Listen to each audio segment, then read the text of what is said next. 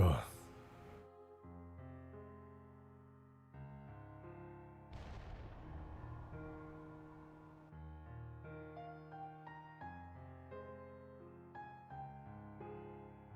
Long intro. Look, it might be a long intro. I'm not gonna lie. I gotta go make coffee. I have it all prepared. I just have to hit the button. All right. And that's at least 2 whole minutes of Halo 3 intro music you have to suffer through. Painfully. But you know what? At the end of the day, I'm just evil. I'm just straight evil, so... It is what it is, man. It is what it is.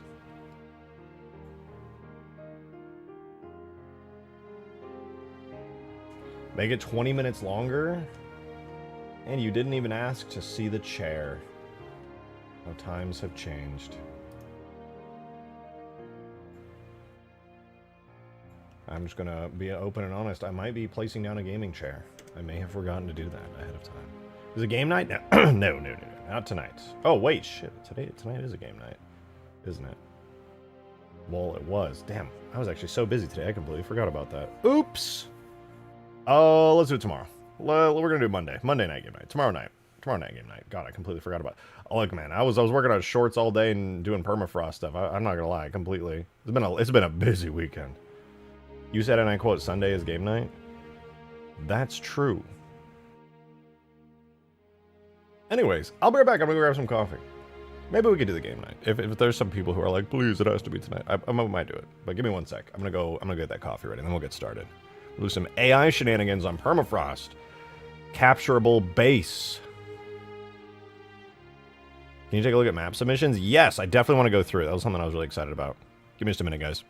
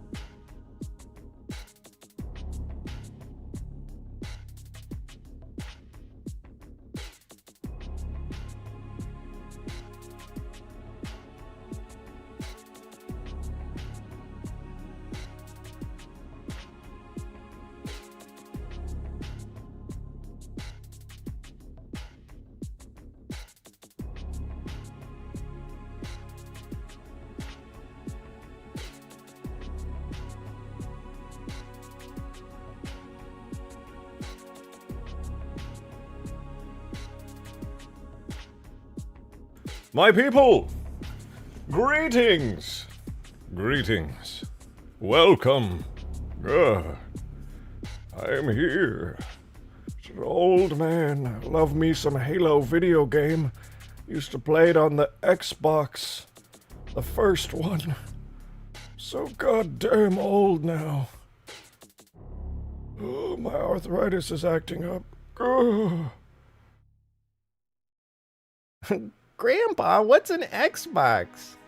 It's, when I was a kid, it was this funny plastic black box. There was this little green circle on it. You wouldn't get it, you kids with your iPads. Dies.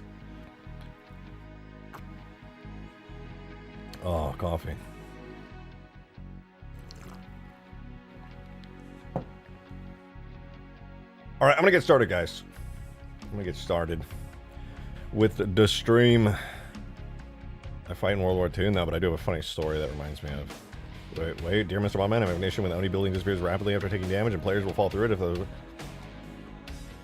Can you put that in the bugs channel, actually? That makes... I can think of a possible reason why that would happen. That's not anything too crazy.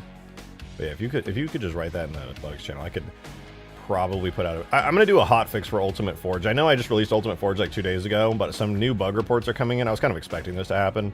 A decent few bug reports coming in. A big one was with the Mega Mantis spawner, and the other, I mean, you just reported that one, which is a pretty big deal, because that was one of the newer, the last building actually added to the Mombasa sandbox in Ultimate Forge, so it's definitely not impossible that I missed something there. But yeah, please do report that. I'll go ahead and take a look at everything. Locust spawners, bug games, really? I tested that in game. I wonder if maybe the changes reverted somehow. Bug fixing you add team AI? No, I'm afraid not. No team AI. There's not enough space on the Forge list. The ability to make them on teams? Unfortunately not. The team AI thing I discovered here on Permafrost post Ultimate Forge. And unfortunately, theoretically I might just have to sacrifice some objects. Like, for example, the ODST map is so full of objects. It has so many objects on the list. The limit is 255 total for the whole Forge menu.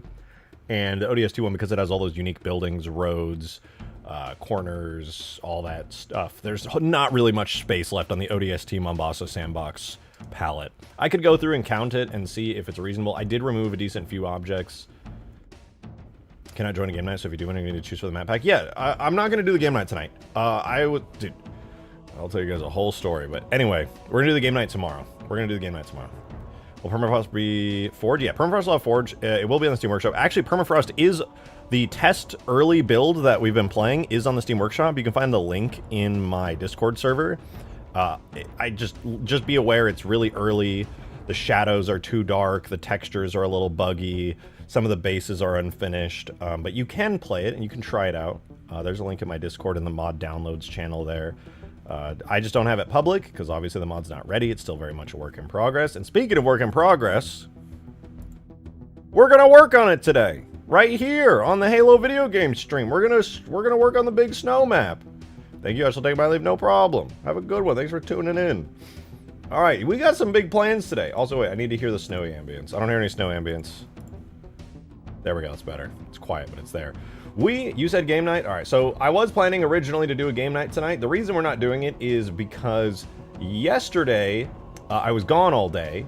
I was at a Renaissance fair all day, and it was great. It was awesome, and I was so tired. I was running on 2 hours of sleep, and I have plenty of stories, but I won't bother to tell them anyway, but it was great. It was a great time. When I came back, it was like 9 p.m. Dude, I crashed. I was out. I woke up so early this morning. I was doing YouTube shorts. I was working on all other kinds of stuff. That's a song. And then what happened was the sleep was so deep that I had last night that I literally felt reborn when I woke up, and I lost track of all my plans. I completely forgot about the game night, dude. I'm not gonna lie. After waking up after that absolute hibernation there, from being tired from walking all day, from having only had 2 hours of sleep that night, it was brutal, dude. So my bad. I did totally forget about it. Accountability, responsibility on me, but we're gonna do it tomorrow. It'll be a Monday night game night. Monday night game night! I love the Renaissance Fair. It's goated. Hell yeah. And I want to look at it, but I do want to look at a bunch of the maps that you guys made with Ultimate Forge. I saw a couple already when I was perusing them in my free time yesterday. They looked awesome. Green said there's even more, and I'm very excited to see them. Not only do I want to look at them, I want to look at them on stream with you guys, which will make me happy because I get to see really cool stuff that you guys have built on a mod that I worked my booty butt off on, but also those creators get to have it featured here. So anyway, before we go do that, I want to talk about what we're doing today. So this right here is Permafrost, duh. What we've been working on for the past couple days is not only filling out the AIs and adding these guys for red and blue team. These are the shade turrets. They're anti-air shade turrets. They defend the bases. They're very strong, and you basically are forced to take them out if you're trying to do any kind of aerial landing here. It's pretty cool. The other big part of the AI that we're doing is this. As you may notice, this thing is off, and as a test right now, an early version of the script, I have this little tiny hill right here, which we'll make bigger. And if I stand in this for 5 seconds currently, the entire anti-air cannon will turn red, and it will become occupied by a red team AI. So this is essentially a capturable. This is the only AI on the map like this right now, but it's a capturable AI. It's a side objective, and it's really powerful, so you do want to get it. So the first person to get this will, you know, they'll have a gigantic anti-air cannon, and this thing will absolutely nuke anybody dumb enough to come across the entire middle of the map up to about this point. So this entire area, let's say from like right here on this line roughly, all the way through here, is pretty much a shooting gallery as soon as somebody captures it. And of course, blue team can capture it for themselves. Not only can you capture it, not only can you absolutely decimate enemy teams with it, but when it decides to fire like that, you can see it just fired there in the distance, the core gets exposed. And if you're a good shot, oh, let's wait for it to shoot one more time. If you're a good enough shot, it's kind of hard for me because the sensitivity is absolutely whacked in the editor, but wait for it. Oh, I missed, I almost had it. It's really hard to line up a shot in the editor, but in-game it's a lot easier. Wait for it. Wait for it. He's gonna fire again. Basically, you can destroy the core. That's the point I'm trying to make. Jesus. He's looking around. Please, please. Now, I'm gonna use my controller for this. I bet it'll be a lot easier to aim. Yeah, there we go. I can actually get some precision with this. But yeah, next time he fires, I shoot the core, he dies, we're all happy. It's very cool. Skill issue? It's not a skill issue. I'm really good at the game. How freaking dare you, dude? How freaking dare you? Sometimes these chatters, man, make me steaming mad. Especially because it's epic parry, you know? After the incident, you know? Actually, I made this short today, epic parry. I kind of doubt you saw it, but I made a short earlier today on the team color or team-based AI. I couldn't come up with a valid reason to get into the nitty-gritty of like how exactly it happened and be like, oh yeah, well there we go, that was sick. And be like, oh yeah, epic parry actually discovered this. So I think I'm gonna do like a video when I do the long-form permafrost video. I'm gonna shout you out for figuring out how to specifically do the red team AI. Jesus, because that was all you. I tested it. Technically, I did get it working, but I just had no idea it was working. You were smart enough to realize that in your own testing, all the issue is that the red reticle stayed. So, look at them go. Look at them. They're having so much fun. Pew pew. I think I'm going to increase the range on the ghosts and wraiths. It does bother me a little bit that the ghosts and wraith kind of, their range is kind of dumb, right? Like these guys up here, they have really far range. Like they can see really far. I also increased the Banshee and the Phantom's range, but these little dudes, little ghost boys down here, the little wraith boys, they don't really have a long range. The maps, I know I'm getting there. Calm down. Calm down. You're being very loud. Calm down. Type quieter, please. So comments, you said you consider a completely NPC version? Yeah, because I was thinking about it. I'm debating it. It would definitely be like a post-launch thing, because I want to get this map done, and my main focus is entirely the PvP VE aspect, right? I want this to be a really good multiplayer map, and there's AI in it that makes the maps even bigger and more bombastic, and the battles are crazy. If I'm going to do a PvE, it is going to come completely after I do the multiplayer map. Because I don't want to get sidetracked with a whole purely like firefight PvE style thing while my main priority is to finish this. Because knowing me, I will get insanely distracted and stop thinking about it, and then it'll be like a mess. So I'm definitely open to the idea. I like the idea, but I'm not going to think too deeply on it right now. ADHD is going to kick in. I'm going to get hyper focused and start doing cut scenes and all kinds of stupid shit. I think the A shade would look cooler, but at Halo 3 A shade's front armor. You know, I was thinking that the Halo 3 shade does kind of look cooler because it's not open on the front. But I don't know. I'm attached to this design now. Pure reach port, just works. Looks good in Halo 3's lighting and material system. I can't be mad about it. It looks pretty sick. And with the little Halo 3 plasma shaders. Oh, it's nice. That's nice. It came out nicely. Grunt dating sim? Yeah, probably should work on that. That would be a pretty peak mod. Seems like I should make that a pretty high priority, not gonna lie. My favorite character, Cortana's left foot, will be in that. Alright, anyway. What we're gonna do is we're gonna make this work with both teams. Right now, you can capture it, and it actually functions pretty darn well, but it only works for the red team at the moment, and that's sad. It makes me very sad. I cry, I piss, I shit. We can do better than that. It's where the YouTube app mobile just sucks with live streams. YouTube in general just sucks with live streams, but it's still somehow better than Twitch, who's... I'm not gonna lie, I've been hearing about... I have a lot of friends who stream on Twitch, and goddamn do they have it bad, bro. Goddamn do they have it bad. Twitch sucks. What a doo-doo ass company, man. Here's your 50-50 split. Okay, thanks for the highway robbery.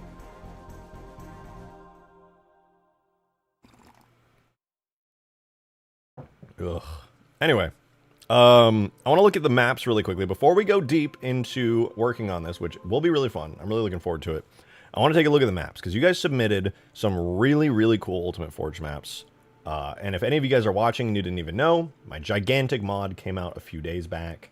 Ultimate Forge 2.0. I haven't made a big announcement about it yet, but it is available. I'm working on a YouTube short on it, and I'm going to do a full-length video on it to just like talk about it more. But it's out right now if you want to play it. It's just Halo 3 Forge, but like 10 times crazier with terrain objects, trees, rocks. You can build your whole maps out of it.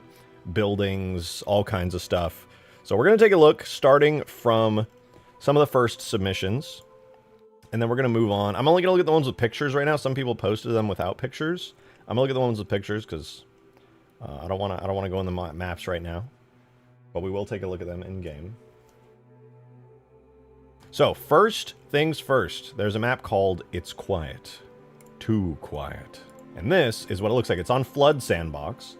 Already cool. I love any map made on Flood Sandbox. It's such a good looking sandbox. We did all the work making those custom Covenant pieces. And, yeah, it looks pretty cool. It's a capture the flag oriented map. I like it. Not bad. Not bad. Everything just looks cool in the Flood Sandbox, in my opinion, so I love to see this. And in case you're wondering what you're looking at, this is part of Ultimate Forge. There are 10 maps in Ultimate Forge. It's out now, and this is on the Flood Sandbox, where you can make Flood-themed maps. Flood ground pieces, giant Flood cliffs, Albatross, capture the flag, little Flood chunks and crusty bits. They're all in there. You can spawn them in and use them. That's cool, though. That was by... Oh, God, I can't read people's names on here because I'm in streamer mode. Somebody with it starting with the letter A. Somebody starting with the letter A made that. Thank you. That was very cool. This one is by Purple Haze, who... We have Purple Strawberry and Purple Haze. One of those is Anna. I don't know which one. I think this one's Anna, I'm pretty sure. This is Anna's map. It is called... There is no name. Sawdust. So this is Anna's map, Sawdust. It's set on the desert sandbox. Looks like we had a crashed Pelican, destroyed warthogs. One of the hangars for the spawn area is in a crashed frigate. That's a good use of the frigate forge object. And of course, the Covenant assault carrier here with its big hangar is being used. That's a single forge minus skyscraper. Okay. A bunch of vehicles in the hangar. It looks pretty sick. And then down low in the map, I guess, you've got a big anti-air cannon you can get in. A ton of vehicles in the ground area. I see a little teleporter right there, which makes me think... you can teleport down from in the big ship. And here's an outside view of the human base with the crashed frigate. You can see a little area there. This is pretty sick. I like this. It reminds me of like Halo Custom Edition maps. This is pretty sick, dude. I'll fuck with this. That's Sawdust by Purple Haze. And here, this one's Anna's. This is Skyscraper. Thank you for the one, Adam. Appreciate the support, dude. Said, I played most of Blisa's Cursed Halo 2 yesterday. I pulled an unexpectedly funny immediate. Dope. I'll check it out after I do these map things. Take a look at these map submissions. Also,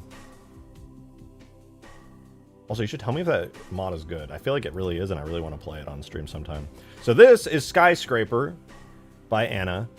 It's taking advantage of the fact that the Mombasa sandbox has the sky space area. So these objects, these buildings, are placed like in between the cloud layer, between the lower map and the upper map, which is pretty cool. You can see through and out of the carrier. That's pretty sick, Check actually. stream chat. Thank you for the 3 Dark Steel. I'll check it out in a second. I'm going to keep looking through the submission. And then, ooh, this is what the skyscrapers look like. See, on top of the skyscrapers, landing pads, anti-air cannons. This is sick. This is sick, actually. I like it. I like it. Ooh. Oh, there's another good one coming up. Let me check stream chat really quick. But this is the next map actually looks really crazy too.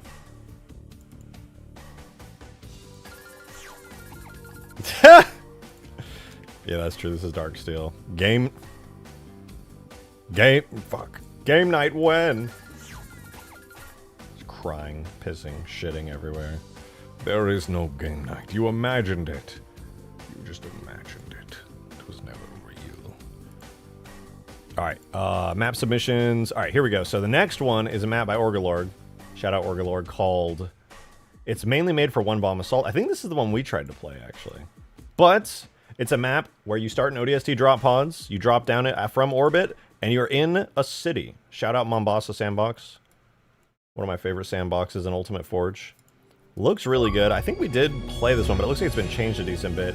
Ethan! 20 months of Ethan! Dude, thank you very much! Much appreciated. Welcome back. 20th month in a row. Good God, you're almost at 2 years at this point. That's insane. I need to clear space for MCC. Ugh. Yeah, have fun. I recommend Windows Directory Statistics. Windeer Stat. All right, here's a clip to go along with it. This is part of the map. I presume this is what happens when you spawn in. You're in the ODST drop pod. You drop through the clouds. And boom! Dude, see, this is why the Mombasa Sandbox has the cloud layer and the space. Because it's so sick. Anon! Anonymous! The Anon! John! Anonymous himself! Thank you for the huge 20! Much appreciated. What the hell? Master, you didn't even write a message with it. Thank you so much for the very generous 20. I really appreciate it. Check her Skype DMs. Oh, my Skype DMs, yeah. Yeah, you know, now that I think about it, I haven't checked those in like 10 years. Shoot, I probably got a bunch of them. Point insertion by Orgalord. That's sick. This map is sick. I was sad that the game mode didn't quite work right when we were playing, but actually just messing around on Team Slayer with it was really fun. Sick map, Orgalord. I'm looking forward to playing your more polished version of it. I think it'll be really fun. Thank you for the 420, by the way. Doctor. Sorry, you know, it's honestly on me that I haven't checked my Skype DMs in like 10 years. My bad, dude. My bad. Actually, it's probably been longer than 10 years. Fuck, it's probably been like 15 years. Oh. People don't even know, dude. People don't even know what Skype is anymore. I don't know how you feel about that. I broke up with a girl in high school over Skype one time. True story. Not my best moment. Not my best moment.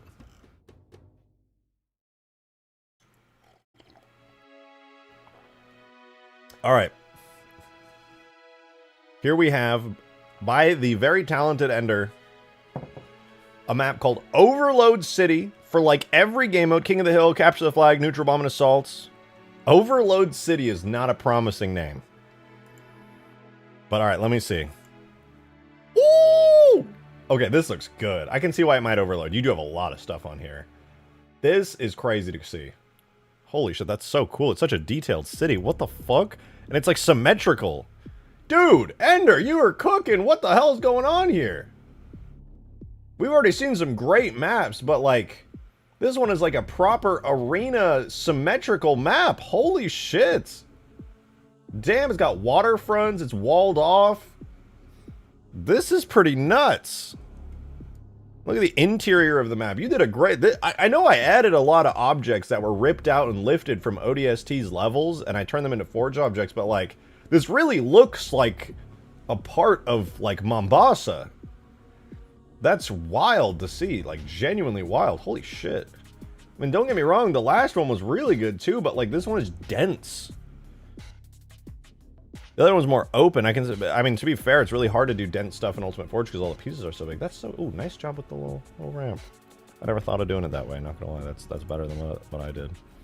These are all fucking cool. I pushed my map to the literal limits. I can't wait to see.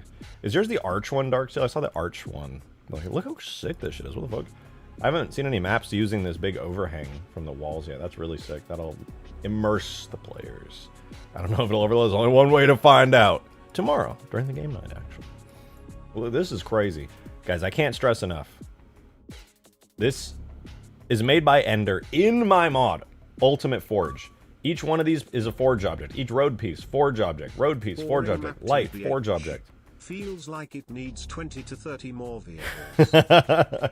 You're so right. Not having a billion vehicles is sad and lame. Is that Mombasa? It is. One of the forge canvases in my mod, Ultimate Forge, which is out now in the workshop, is built in the city of Mombasa, and I painstakingly made a bunch of forge objects in the style of ODST's Mombasa. This little planter is an object, the road is an object, this little overhang, like support piece is an object, this road's an object, that building is an object, this building is an object, that skyscraper's an object, that tree's... They're all objects. The map is empty. Everything here is a forge object. And Ender cooked like crazy here and really made it feel like a believable city. This is really, really impressive. We've seen some impressive ones tonight, don't get me wrong. But this is like I don't know, it's like the way that developers make maps. Like the quality of all the maps have all been really good, but the layout of this map screams to me like designed for like arena gameplay on like all game modes, which they are. Ender did say King of the Hill, Capture the Flag, Neutral Bomb, and Assault. Okay, the next map is by, I believe that's Modded Gamer. I can't read the username, but it looks like Modded Gamer's icon. And he made a remake of a map that we played, actually, during the Ultimate Forge playtests called just Flood Ship. This is on the Flood sandbox, and it takes place in the giant Covenant ship forge object. And this is what it looks like. So this is Flood Ship. I love this, by the way. This is really cool. Oh, damn, you made, like, cover out of, like, the flood chunks and stuff. Like, that's really cool. Look at that, dude. He's got all the walkways made out of the flood tendons. He put all the little balls around, the flood balls. Crusty, very. This is great. I like the way that you kind of position the flood biomass pieces to kind of look like they're growing out of the floor. That's really cool. It's a really good use of that object. Love this too. Ooh, look at that. The shade turret's like set up there on a platform. You can like walk around and platform around. That's nice, dude. It's like parkour, platforming, verticality, and especially I feel like it shows here. I really like this. This is a great use of this forge piece. This is like flipped upside down. It's the little like flood crust pile. Modded Gamer flipped it upside down and used it as like a flat pillar piece to walk on, like a platform. That's really creative. I like that a lot. Here we got some more big flood crust chunks. Ooh, good use of the dead scarab object. I love to see a scarab covered in flood gunk. In case you weren't sold on Ultimate Forge yet, I did in fact add a flood scarab as a forge object, which I'm always happy to see being used. Here's another part of the map. Looks like one side of the map is like extra floodified. Very cool, dude. Very cool. This is a sick map. I cannot wait to play this. I'm so excited to play all of these. This is great. All right. Coffee break. And to any of you guys tuning in, we're looking at map submissions for the game night tomorrow. All made in Forge. In my Forge mod, Ultimate Forge. It's out now in the Steam Workshop. Go play. This next one is a map in the jungle sandbox made by Leafeon called Overgrown. An overgrown woodland on the Ark that is full of mystery. Made by Leafeon, $3.99. So it supports most of the game modes. Let's take a look. Oh, damn! It's dense trees. You placed so many trees. I love it. I love it. I love to see dense maps like this. Jungle Sandbox is especially good at it. All right, let's see. We got some of the Reach Forge bases put to good use here with some of the little UNSC huts as well. Nice. Got another base over here. I presume these are on both sides of the jungle. Like I'm assuming here it's like these bases are kind of out in the open, and then the dense jungle foliage is in the middle. Good use of a Valhalla base here. Not bad, not bad. I just love the vibes, dude. The cameras and everything. Everything anyone ever makes on this map looks so nice.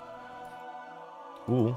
Oh, and then looking into the jungle. Dude, more people need to make jungle maps, man. Look at, with the forest objects and everything, like, more maps! More! They're so good. Everything just looks so goddamn good. I love it. Thank you for making this, Leafeon. That's sick. Ooh, we got another, dude. ODST Sandbox might be the favorite map from all of Ultimate Forge. The next one by Sam I Am is called Underpass. That's a good overpass reference. Probably, maybe related, maybe not. So it's a Flight under the highway streets of Fight under the highway streets of New Mombasa as the Covenant invades the city. Made by Sam I Am. Supports Slayer, captures flag, Oddball King of the Hill. Hasn't tested it, but assumes it works good. And damn, does it look good! Dude, Mombasa Sandbox is a favorite. I'm loving this. People making city maps is so cool. What the fuck, dude? This is awesome. This is so... Oh, dude, look at this shot right here, bro. I'm such a sucker for these ODST maps. I love this, though. It's like a highway, a 2-lane highway, going over top with a little 1 lane underneath. You got a crashed Pelican there, little kind of gardeny fountain area there. This is so sick, dude. It's so pretty, too. I think you added the fog over it, making it look kind of like misty and spooky.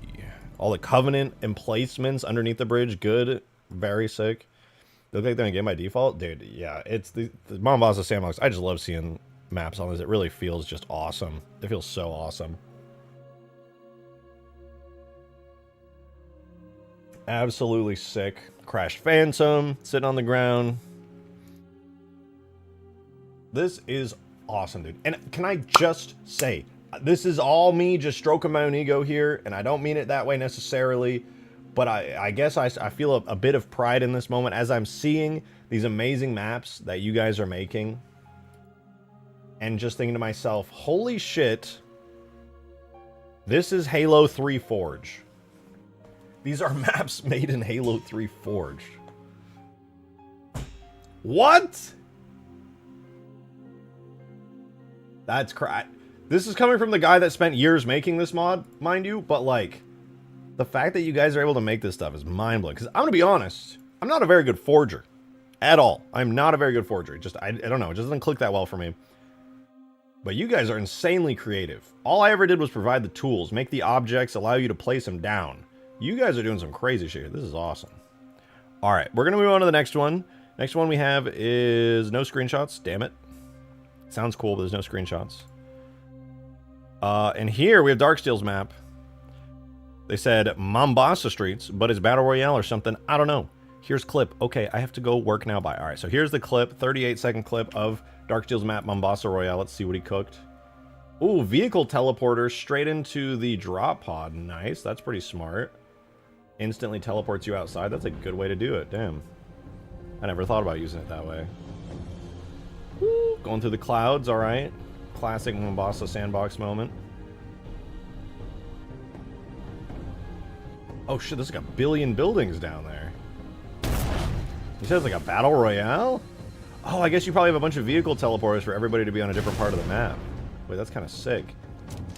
Oh, it's dark too. Did you make it nighttime?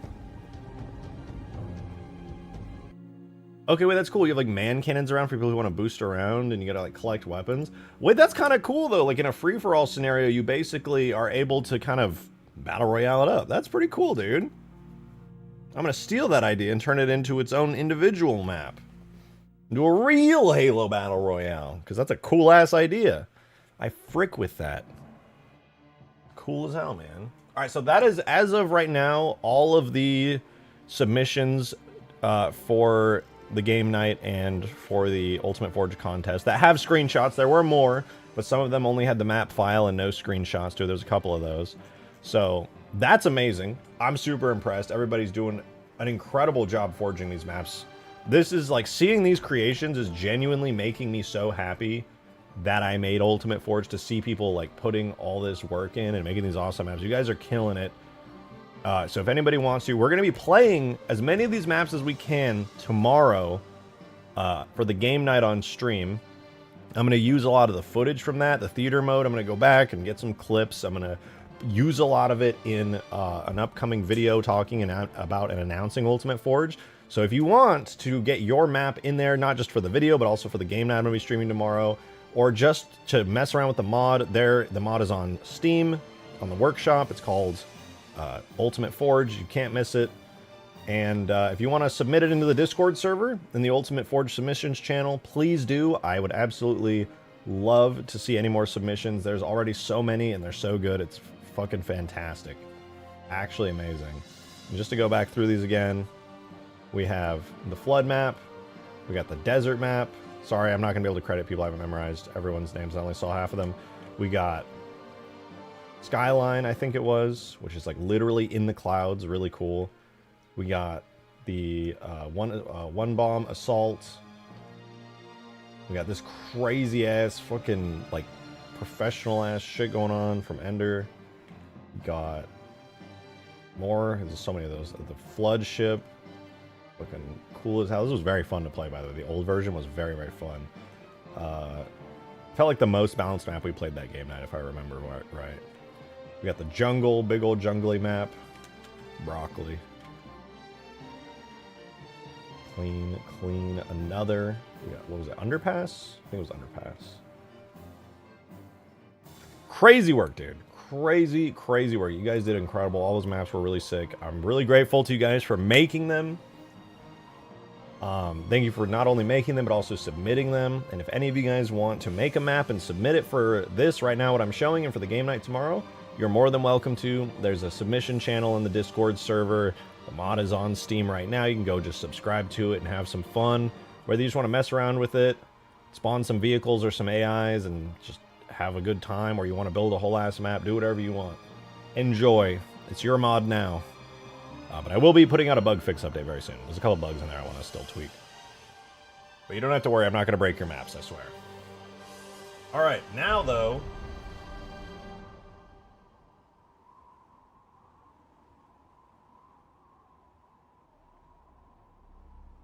Alright. Now... I thank Banana Man for 26 months! Damn, dude! Thank you very much! I really appreciate it! Thank you, dude. He said, y'all did amazing with these maps. Thanks, RJ, for Ultimate Forge. Absolutely. I'm just glad it's finally out. I'm glad it's in your guys' hands officially. I know you've been able to play it forever as a test version, but the real version is out, and I couldn't be happier. But they really did do amazing. I wholeheartedly agree. That was awesome. Have you invited Halo content creators? Or, not yet. I would very much like to, but we don't really have any maps to play, and I'm a terrible forger, so I'm low-key relying on you guys here in the community to just graciously make some awesome maps, not only for us to play, but for anyone to play. I'm thinking about making an update to Ultimate Forge, where even though there isn't a way to put map variants into people's games, I can bundle them in a folder, and then people who download Ultimate Forge can go into the little Ultimate Forge folder in their workshop folder, and they can grab all those and they can put it in there if they want. So it'll be bundled in there for anybody who wants to snag some really cool default maps. And that's pretty much the best way I can do it, realistically. So, yeah, it'll be kind of cool. It'll be cool to see. I would really like to include some of these awesome community-made maps that you guys are doing in there. It'll be fantastic. And I'll probably include all the maps, though, in the first bug fix, the first hot fix I do for Ultimate Forge. That way, we can also get some fixes in there alongside the awesome community-made maps. You can also put some of your MCC... Oh, true, I could put it on... I'll do that then, as well. I didn't even think about it. All right. In the world, it's so windy out. Like, my whole house is going crazy, bro. It's so windy. All right, we're going to work on this beautiful anti-air cannon for you guys who are just tuning in. This is how it works right now. This is temporary. We have a little baby fake control point here. It's very small. And this is a turned off neutral anti-air cannon. I sit in here for 5 seconds, and after 5 seconds of waiting, red team gets it captured, red team AI enters, and then looks around and absolutely blasts the hell out of anybody who comes near. So what I'm going to do is I'm going to make it so blue team can also capture this. That way players are able to capture it for their own team and absolutely dominate with air superiority by having this thing. And on top of that, what I really want to do as well is I want to make it so when this thing dies, I'm going to script a little system, very simple one, that basically checks if it's dead. It'll set a variable that says can be captured, and that means that once it dies once, it'll be able to be captured by the other team. Really easy to do. I just have to make it work. So the fact that we already have the red team working from the last stream means that doing it for blue team is just a copy and paste job. It's super easy. And then I'm just going to have a special case in it that says, oh crap, it's dead and it's respawned. Well then, blue team time, you know? All right, so right now we have the AI BFG value, but that's the only thing related to it. I'm going to make a new variable that we're going to use for this called, we're going to call it AI BFG alive, and by default it's going to be false, right? Because obviously there's no AI in the big BFG. That's what this is called. It's a BFG. Blame Bungie. Big freaking gun, man. God, it's so fucking windy, man. There's like a tornado out there. Alright. So we have BFG capturing here. So what we're going to do, we have BFG capture red. It creates a timer that just waits until it goes up for 5 seconds. And then it'll wake up BFG red initial spawn, which basically just spawns in the vehicle, spawns in the AI, puts the AI in it, blah, blah, blah. Boring stuff, not important. Right after we initially spawn it in, I'm going to set BFG AI, what was it? AI BFG alive to true. So that way we know it is alive. And then this is never going to run again. Basically, it sleeps forever. So then we're going to scroll all the way down to the AI part that summons the BFG, brings it into existence. And there's a script right here for when it dies. So this is the despawn red AI script. Not only does it erase the AI and set it to false to let us know that it's gone, I'm also going to manually set, again, AI BFG alive to false, which lets the rest of the script know that there is no living BFG currently. And I think due to the restrictions of Halo 3's netcode, I'm going to make it so you can only capture this thing once per team. And once it dies for red team and blue team one time, it's just gone for the rest of the match. So what I'm going to do then is I'm going to make a... That's BFG red despawn. Demon, thank you for the 5, dude! Is it... Oh, is it time to burn everything down? Where's the volcano Halo map? Hey, don't worry. Halo Online's got you covered. They got a cool burning Halo ring lockout for you. I think most people don't even know that's in Halo 3 because they added it so late. It's a cool-ass map, though. The only Halo map I've ever seen that actually has lava and volcanoes. Really, really sick, though. Really, really sick.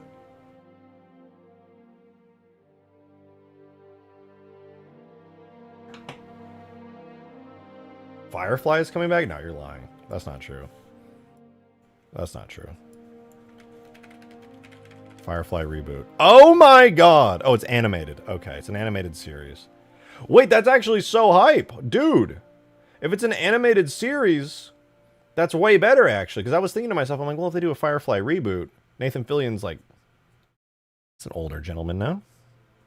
He was a young buck during the original Firefly. He's a little bit of an older gentleman now. An animated Firefly would be crazy cool, dude. Because then you don't have to worry about continuity or anything like that. That's sick. Stargate isn't animated. Let's go. Oh, dude. Oh, man. I'm ready to wait years.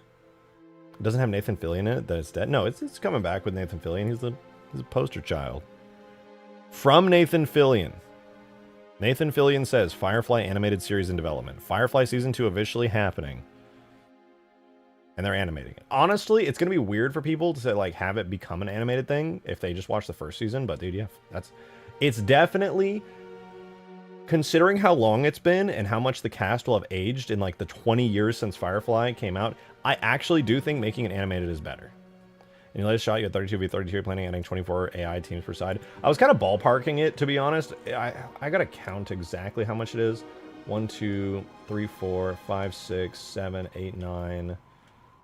Brings that 9, so we have 18 plus 16. Actually, it's 34 right now. Well, 35 if you count this. Which I guess would be 64 technically, so now it's closer to... It's about 18v18 right now. I'm trying to bump it up as much as I can. My goal is every time I add new AI, does the map overload? No, it doesn't. I'll add more AI.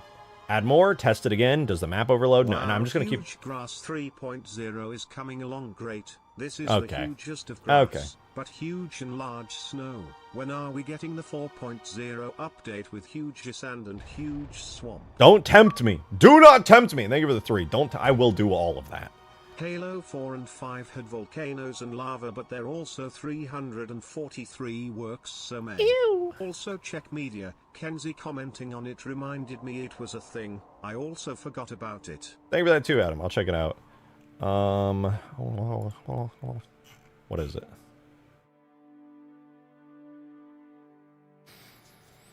What is this? Stuff launcher. Oh, is this the cursed... This is the cursed Halo 2 thing. The fuck is this rocket launcher? It's like a... Oh, it just shot a truck! Oh my god! It's a stuff launcher. It just launched stuff? Cortana, the Covenant's getting nervous. I don't Does want it to just get worried, randomly so I'm pick rerouting a few a giant object to fire out? Hello? Oh my god, you stun locked, you soft locked your game, didn't you? Cortana, That's that's a fun idea. I like that. Stuff launcher. What does it shoot? I don't know. Stuff. I like that. All right. All right. All right. All right. We're gonna make the gun tower spawn in. Let me double check my work because it's been 2 days since I last worked on this. I want to make sure I understand what we're doing here. Blah blah blah. Okay, BFG capture. So we're basically just waiting for players to stand in the circle here for 5 seconds. Then we do BFG red initial spawn. I think I made that a dormant script, which is a big deal. I need to make sure I know. It's a gun tower. All right, so yeah. Dormant scripts, which means it's a one-time deal. Once it runs, it can never run again. Thank you for the 420, Modded Gamer. That's the junk jet from Fallout 3. Oh, true, actually. True. There's no such thing as an original idea, man. But that's funny. I like that. That makes me happy. I like the way it shot a fucking bus.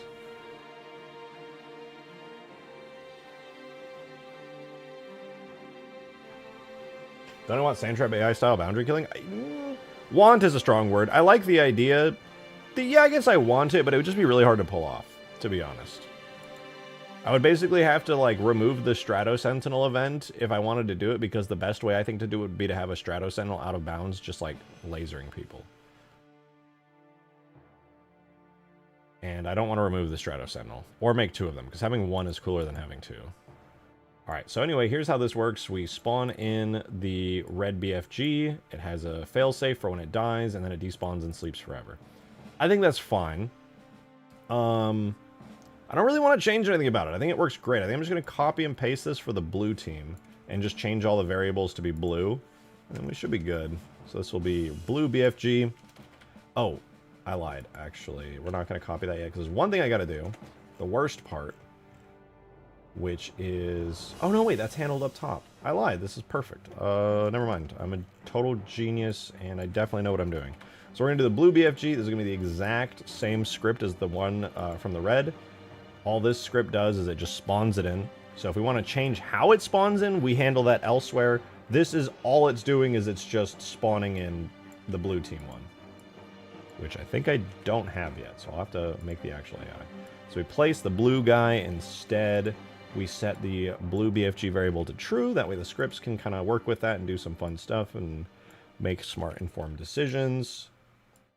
Then we're going to have this be the failsafe. This will basically just check, is it dead? If so, do certain things. And then if it does die, or if the guy for whatever reason gets out of the seat, instantly blow it up. It's another failsafe check. And then sleep forever. And then lastly, this is the despawn script. All this does is it waits for this guy to die, basically. And it only sleeps actually for 10 seconds. I'm going to make that 20 seconds. I think a 20-second timer, just kind of like leaving the dead body there would be cooler. Just to kind of have it be like part of the atmosphere, you know? Blah, blah, blue BFG. Good, good, good. And then that also sets the BFG alive to false, which is good. I want this BFG alive variable here because basically what I'm going to be able to do with that is set up a more complicated system for capturing this point so that players are able to more dynamically actually interact with this as like a secondary objective. So I'm glad I have that in there. That lets me basically just choose how this thing gets captured. So I'm going to switch something up really quickly here.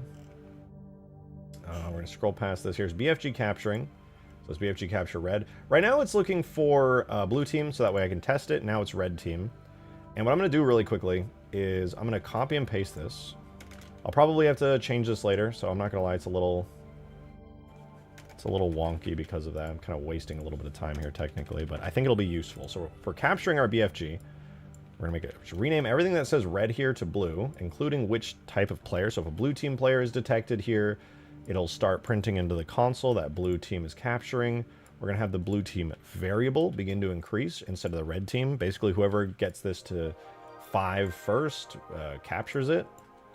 No contesting. You just have to kill them, or else they win.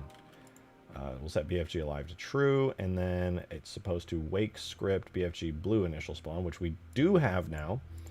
And then lastly, we're just good. Before we actually go test this and spawn our guy in game and make sure it works, we need to make sure his AI... All right, that exists. We're just now going to make the dude. Let's do it. So we have BFG blue. Oh, I already have him. Dude, I'm so ahead of the curve. Let's go. Let's compile our scripts here. Wow, no errors, dude. I'm on a roll today. What the hell? All right, let's test it out. Let's see if it turns blue. Wait. Pause. Do I have a command script? He will not get into the thing without a command script. Does he have one? Banshees, Phantoms, Gun Towers, Shades, BFG. Oh, see, close one. I didn't have a command script.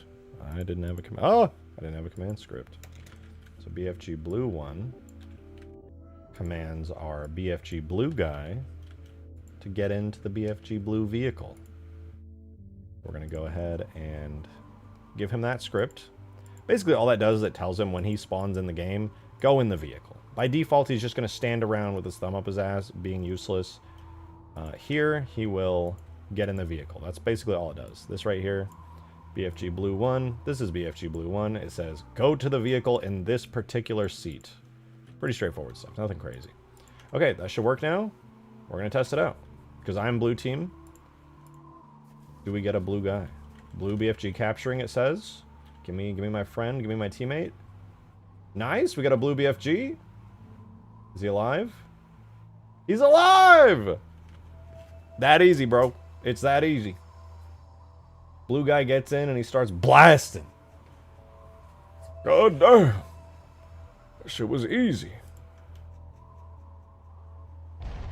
Let's make sure he's my friend. Where the fuck did he go? He just disappeared.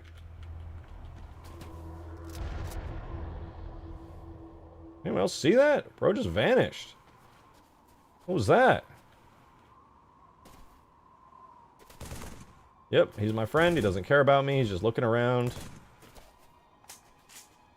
Pretty cool, pretty cool. I'm just gonna wait around for a second, see if he disappears again. I might have been a... Oh! What? Where'd he go? What happened? Me when I think I do something right. That might be because he's a multiplayer type vehicle. I actually didn't set these vehicles up completely correctly. I posted some pics for Oasis Haven map. Go check them out when you can. I absolutely will. I'd love to. I'm gonna work on this really quickly, get this working, and I'd be happy to check it out. Okay, couple things we gotta do. All right, so here's the blue BFG. I don't know if this is the fix for it, but I need to do this regardless. We're gonna delete the multiplayer properties.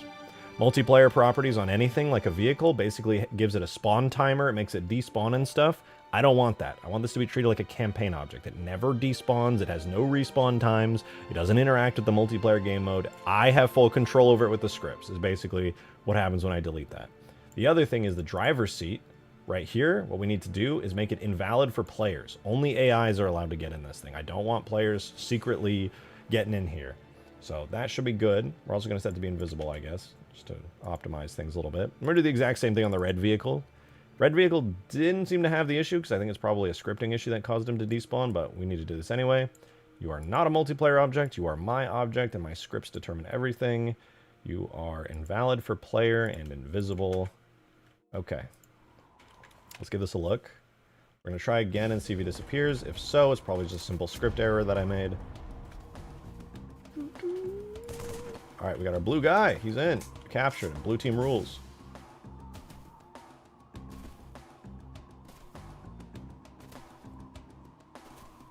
Let's see, let's see. He has not done it again. Everyone said I couldn't, and they were right. No, you know what? It's going to disappear.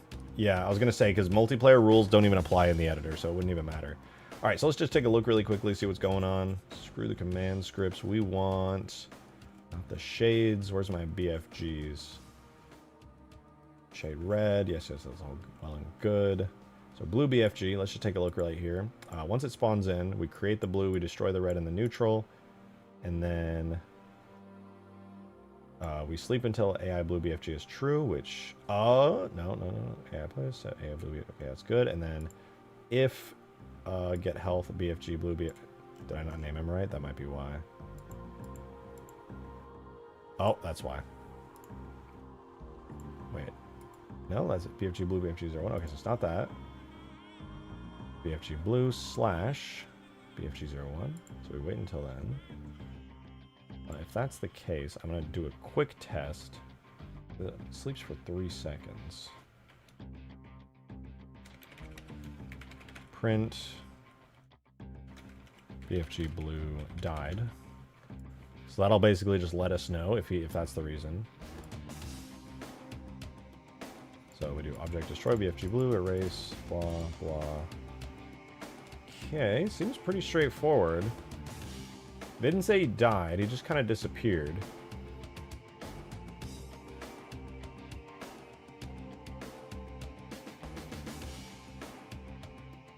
BFG Red is doing its same thing, it's fine. Let me go check really quickly on the capture point thingy. So right here, BFG capturing for blue team. We test for team blue. We add to the value, which should exist. And then we, is that BFG alive or true? Sleep forever? Nothing really crazy going on here. Bit weird. BFG cap red and blue. Just gonna compile again and see what happens. BFG neutral is placed automatically. These two are not. I refresh one more time. Let's give it a little look. Here we go. We're gonna capture it. I'm down there in the hill capturing, and then blue guy's up. Oh, wait, what's this? BFG blue has initially spawned. BFG blue has died.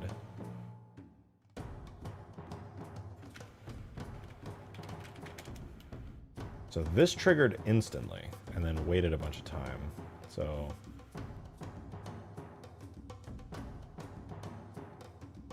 why did this instantly trigger? We're looking for AI. Oh.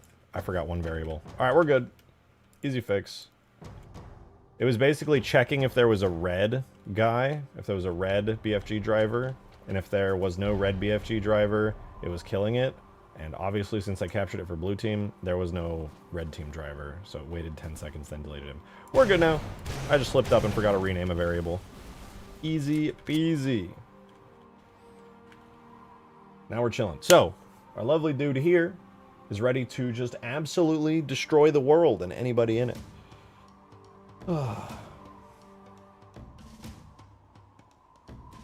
Just gonna sit here and watch for a second, make sure he doesn't disappear from some other way. But I think he's good. So this does now function, but we don't have a script that yet allows us to capture it after it dies. So basically what happens is, the way the logic's set up right now, we capture this guy for what, either red or blue team, then he dies, that's the end of the story. Nothing else happens after that. What I want to happen... Damn, he just cooked that red team ghost. Not fucking around. Alright, before we fix this and allow red team to also capture him afterwards... Bro just direct shot at that red wraith. Holy shit. That was nuts. He just died over there. Tyrant is greater than BFG. I think you were sharing your wrong opinion. You're always welcome to do so.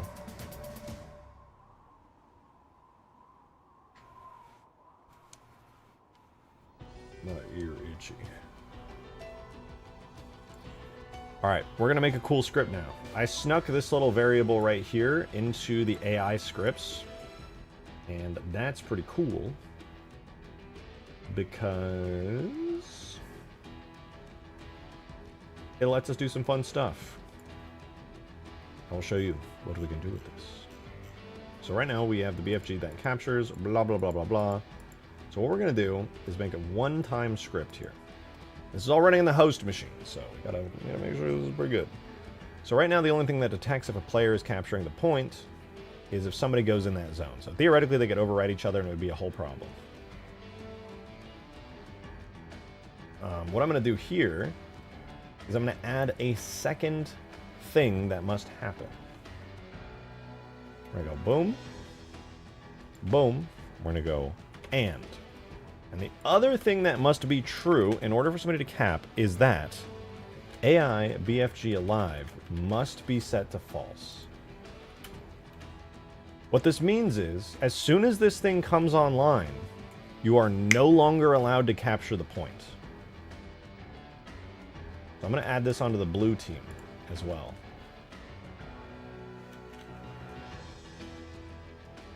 Boom, boom, boom. All right, there's our and statement. So this is going to restrict capturing. The Tyrant is the worst looking one. I mean, it's objectively, in my opinion, so cool looking with its crazy, angry looking teeth. It's fucking sick. But this one is iconic. It's Halo 3, man. Halo 3, man. It's cool. So now I've fixed the capture points. You cannot override somebody else's capture point. It's just simply impossible. Good. Good. The Enders of the Tyrant is bad, so I must be right. But I see.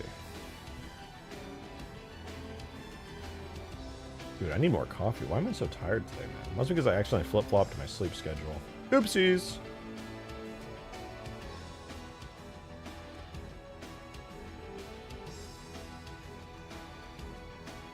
He said, I would love to see a map, King of the Hill, where all players spawn in a massive map hop in some air vehicles and have to get past a crap ton of those AA guns. Rashist, have I got some good news for you, okay? Have I got some good news for you? If you feel like that would be fun, what you should do, in my opinion, is go play Ultimate Forge 2.0, because you can easily make that exact map in here. It has the BFG turrets that are all controlled by players. You can add a ton of air vehicles. You can build up a giant piece of terrain, a giant floating island, whatever you want to do. You can place King of the Hills all over a bunch of islands on a huge map, and you can make exactly the map you just described yourself may be in a better Ultimate Forge. emplacement and based, but the BFG is a better AA weapon. Thank you for the 420 Mono Gamer. I'm not going to lie to you. Arguably, they're both about the same. They're arguably both equally good, because I can make the projectile speed whatever I want. Basically, the Reach Tyrant or this BFG Mantis, whatever you want to call it, they can both be identical, essentially. Get me some coffee, too. I don't want to go. You sound like you're sponsored by Ultimate Force 2.0. How much are they paying you? 10. So, basically, you can make that map you just dreamed of. Because Ultimate Forge 2.0, as it turns out, very powerful. If you notice this picture here, all of the terrain and everything in this picture is a forge object. The only thing that's not a forge object here is the sky and the clouds. Also, you can forge clouds as well. These just are the skybox clouds. So, you know, think about doing... Oh, look at that. That's a forged aircraft carrier. This giant room here is the inside of a single forge object. The assault carrier, the capital ship. Those long swords, real vehicles. That drop pod, somebody's actually dropping in that drop pod. It's also a vehicle. Oh, look at that. All forge objects, all forge vehicles. Oh my god, look at that. They're all... Oh, see those cliffs? See that ground? See those trees? All forge objects. That map that you thought of? It's a good idea, actually. It sounds very fun. You should make it. In Ultimate Forge 2.0, now available in the Steam Workshop.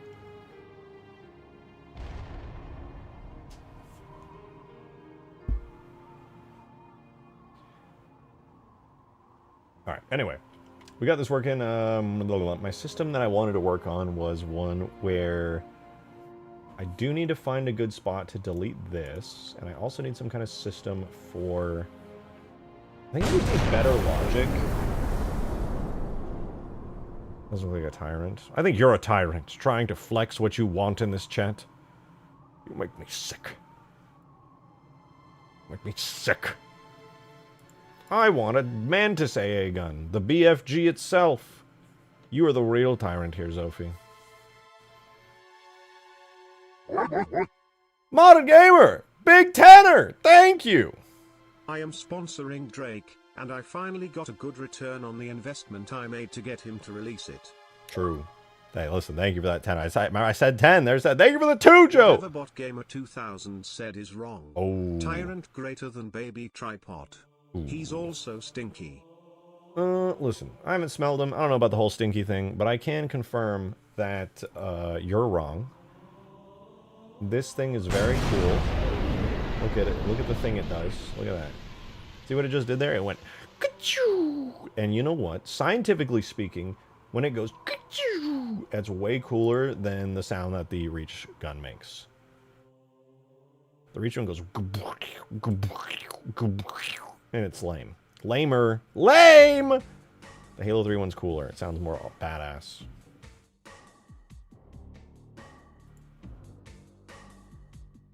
Bro's going ka-chow on stream right now? Dude, I'm going like so ka-chow right now. Well, I stopped people from capturing again, but I think one thing I do need to do is that when it does capture, it goes set to 5 before it sleeps forever. Thank you for the 5, Moda Gamer! Simply Joe is a bot. Enough said. Ho ho! Thank you for the 5 and for the truth bomb. My god, that's so real. That's so real.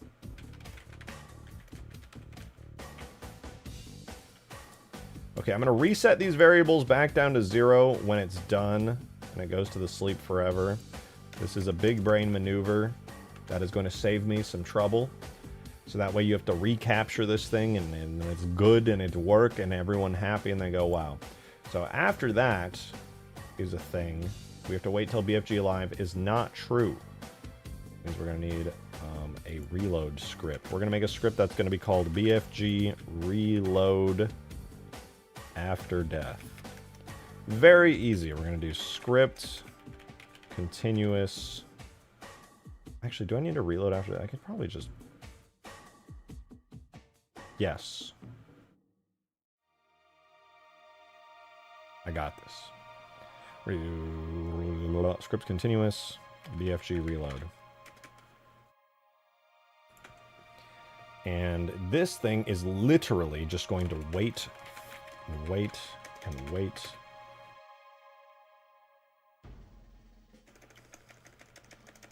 We're gonna actually run this as an if statement. Thank you for the 2, Joe! He has bot in his name. Bot Gamer 2000. Honestly, just change the firing sound effect to TF2 Scout voice lines like him going bonk. Bonk. I'm gonna change it to the TF2 frying pan sound actually, and it's gonna be like bass boosted, and it's gonna play over the entire map instantly. Which is pretty much what you hear anytime you go to like a TF2 trade server. It's just that being spammed nonstop for whatever reason. Okay, so for the BFG reload, I'm gonna have to make 2 more variables to make this logic work out. Unfortunately, more variables, yay. It's gonna go like this. Where is it? BFG alive. We're gonna have this. We're gonna have a little global boolean here, and this is a little true/false variable, and I want it to be BFG blue dead. Blue alive true. Oh, wait. That makes more sense if I do dead, false. Yo, this motherfucker's got them fake J's. Get 'em. Thank you for the 3! I like shoes, too. Yeah. Shoes pretty cool. Yeah. Yeah, actually, yeah. Where the fuck did... Bro, how... We're at like 3,000 lines! Jesus! So hard to navigate this. I really do need to switch over out of fucking Notepad. This is becoming unbearable, man. Scrolling around is a nightmare.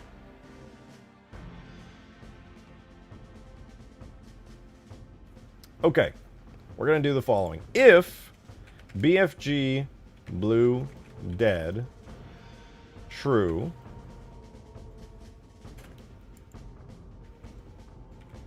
and BFG blue, red dead false. So this is basically saying red team gets their BFG. So when red team gets their BFG after blue... Can I do 3? I think I can do multiple and an and.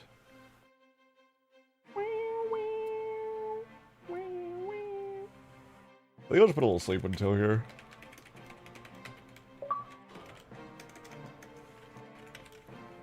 Told you Notepad++ is for cavemen. Men of Social Order use versus code with Crisps plugin. Yeah, that's what I have to switch to. This is getting annoying with how much I've done here. You're right, Darksteel, negative 3. NGL, imagine the first-person machine gun turret was just TF2 heavy going crazy. Dude, the first-person machine gun turret that I made is literally just the TF2 minigun. It's heavy RP. POV, you're just actually heavy weapons guy. Alright, sleep until BFG, what the fuck? BFG 8. Oh! That's not a real variable. I'm looking for AI BFG alive.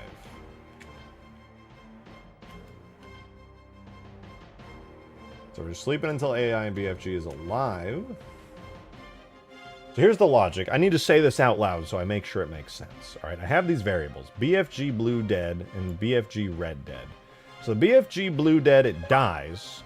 So this becomes true. Thank you for the 3-modded gamer. Fuck, I'm never gonna get this through my head. If you saw, but I remade my floodship map from the game night we had about a month ago, and it is even better than before. Yes. It's currently downloadable in the map pack thread that Green made. Yeah, I presume you weren't here, but earlier I went through every map that had screenshots in that entire channel, and we went through and looked at all of them and read out their description and everything. If you go back in the stream a little bit, you can see it. But yeah, I was looking at it and talking about a bunch of stuff on it. It was really cool. It looks like an even better version of the map you made. I think that map was probably the most balanced one we played that night. So I'm genuinely very excited to play it. We're going to do it tomorrow night. Alright, so we're looking for the BFG. So here's red BFG. And what we're going to do is in the despawn, not only are we going to set alive to false, we're also going to set BFG red dead to true. And then we're going to do the same thing for the blue one. So when it dies, we're also going to set BFG blue dead to true. So that's basically just giving us more information, right? By having all these variables in various different states, it's probably a more optimized way to do it, but I got a small brain, so that works. It works for me.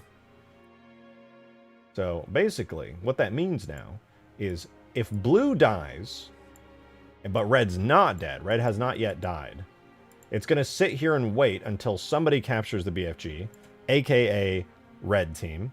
And when red team captures the BFG, because they're the only one able to capture at that point, because blue already got their turn, they had fun. Once that happens, we can move on to the next step, which is going to be MP wake script BFG red initial spawn. There we go. It's that easy. It's that easy.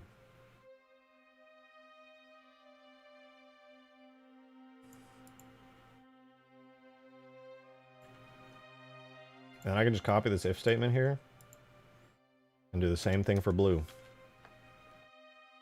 So if we check it's red dead and blue is not, we'll do the exact inverse. We wait until somebody captures it, and we spawn the blue one instead. Easy.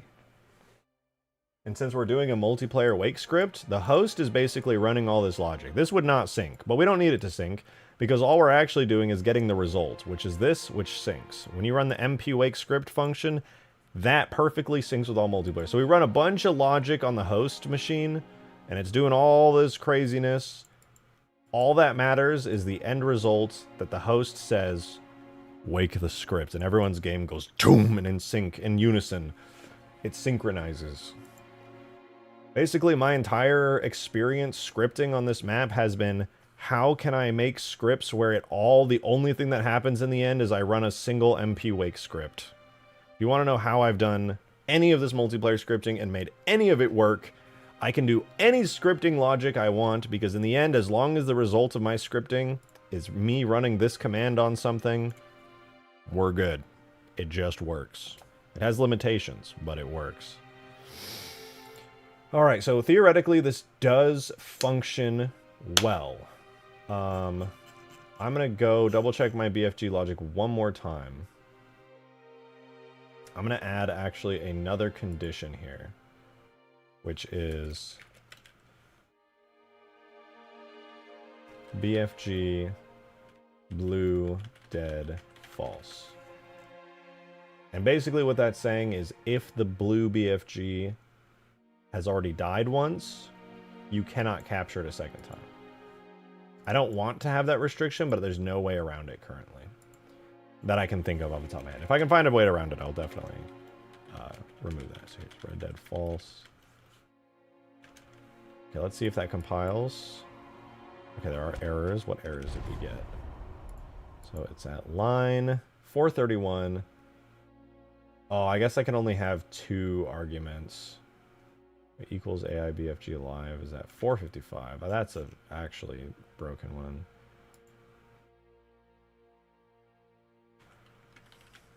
Wait, false? True.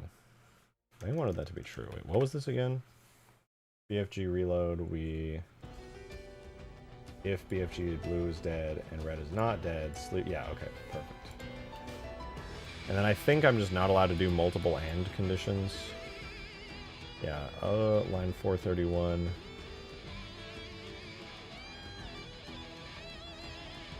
Oh no, I can do it, but I screwed up the parentheses.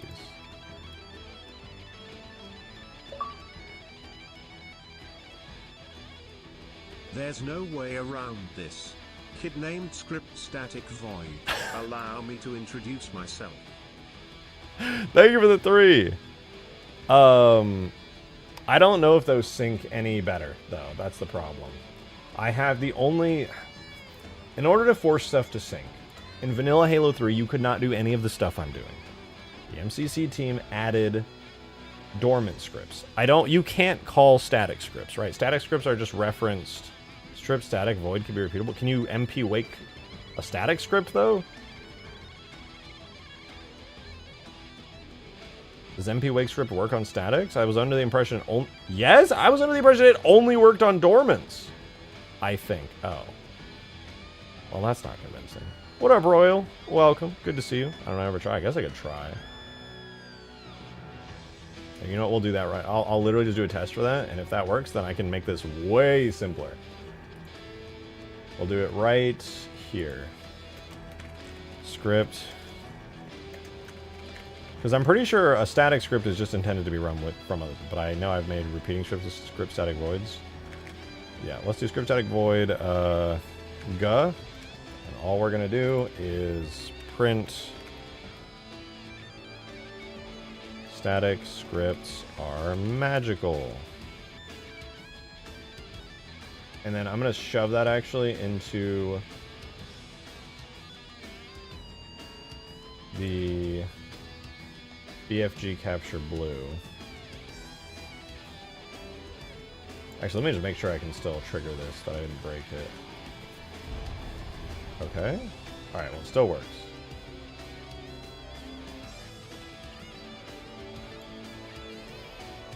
Yeah, so when it says that, I'm also going to run np wake script. I'm pretty sure it's going to error me out. I feel like I've tried this before. It did compile.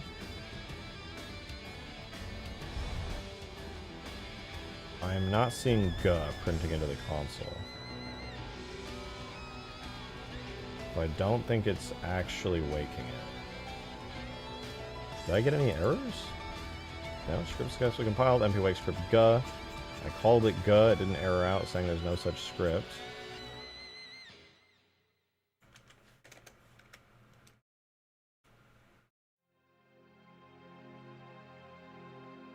Maybe if I, like, move it down below, maybe it needs to be in a particular order. You trying to wake it? Yeah, that's what I'm saying. It only works on dormants. np wake script is a dormant only function. Like wake script. Yeah, that's what I'm saying. That's why I'm saying I don't think it's going to work on a static. I don't know how you would wake a static script. Not how it works. I think you may be misunderstanding what I'm doing or how np wake script works. Yeah. No, I know that. I know how a static script works. That's not the problem. That's not the problem. The problem is, basically, if I'm trying to... This function was added to MCC by the MCC team. It did not natively come in Halo 3. MP Wake script. Wake's a dormant script. It's literally just Wake script, which is just, you know, it's what you run anytime you want to wake a dormant script that's just doing nothing. But you can obviously only run a dormant script once. So I can only run this on a script one time. This function, though, is magical. MP Wake script is magical because whatever I wake with MP Wake script, that dormant script runs on everyone's machine. It's amazing. It's the dream come true for multiplayer scripting. They added that in when the Halo Online maps came into the game. It was just this little script used for background details, but it's actually insane. It synchronizes the entire dormant script to everybody. It runs it on everyone's machine perfectly, and that's amazing. But I think I know a way around this issue. I'm listening. I'm here for it. I'm listening. If you can think of something that I don't know about, I'm not an amazing scripter, so if you know something that I don't, I'm all ears.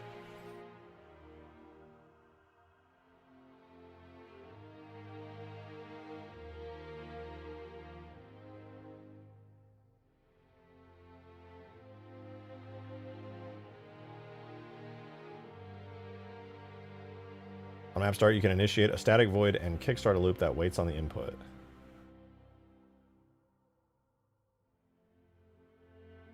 And just cycles forever. I mean, I already have multiple scripts doing that on continuous scripts. I have a lot of just loops that just go and go and go for several things that I have running on the host. But unfortunately, the only way to synchronize, because that's not going to synchronize. Running a static script that loops is not going to synchronize.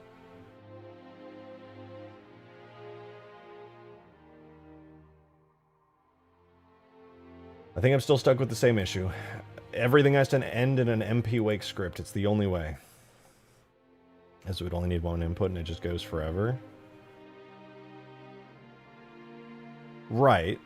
And that's good. Don't get me wrong, but I think you may not understand. It's the end result. It runs and it runs and it runs, right? Until it meets a condition. What do you do once it meets the condition? Then you would need to run MP Wake script, because it's the only way it's going to sync.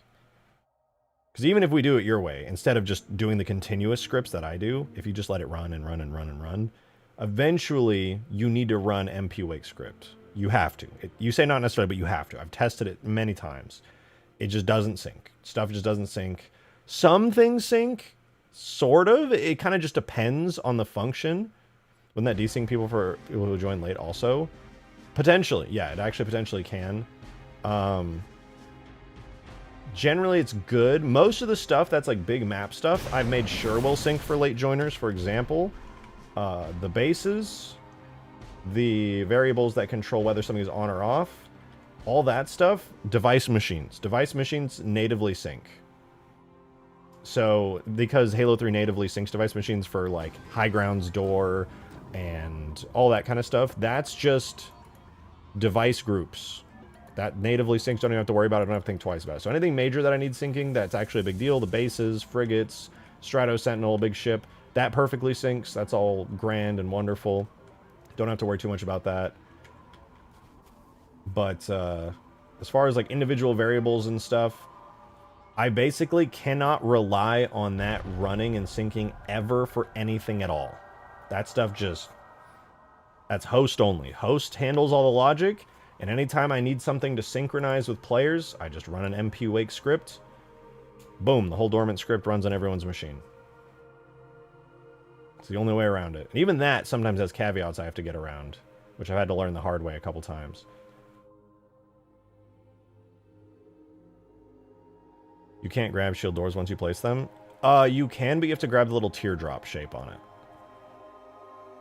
Technically, that is an issue, but... which it was not supposed to be, but you can grab it if you grab a little teardrop shape.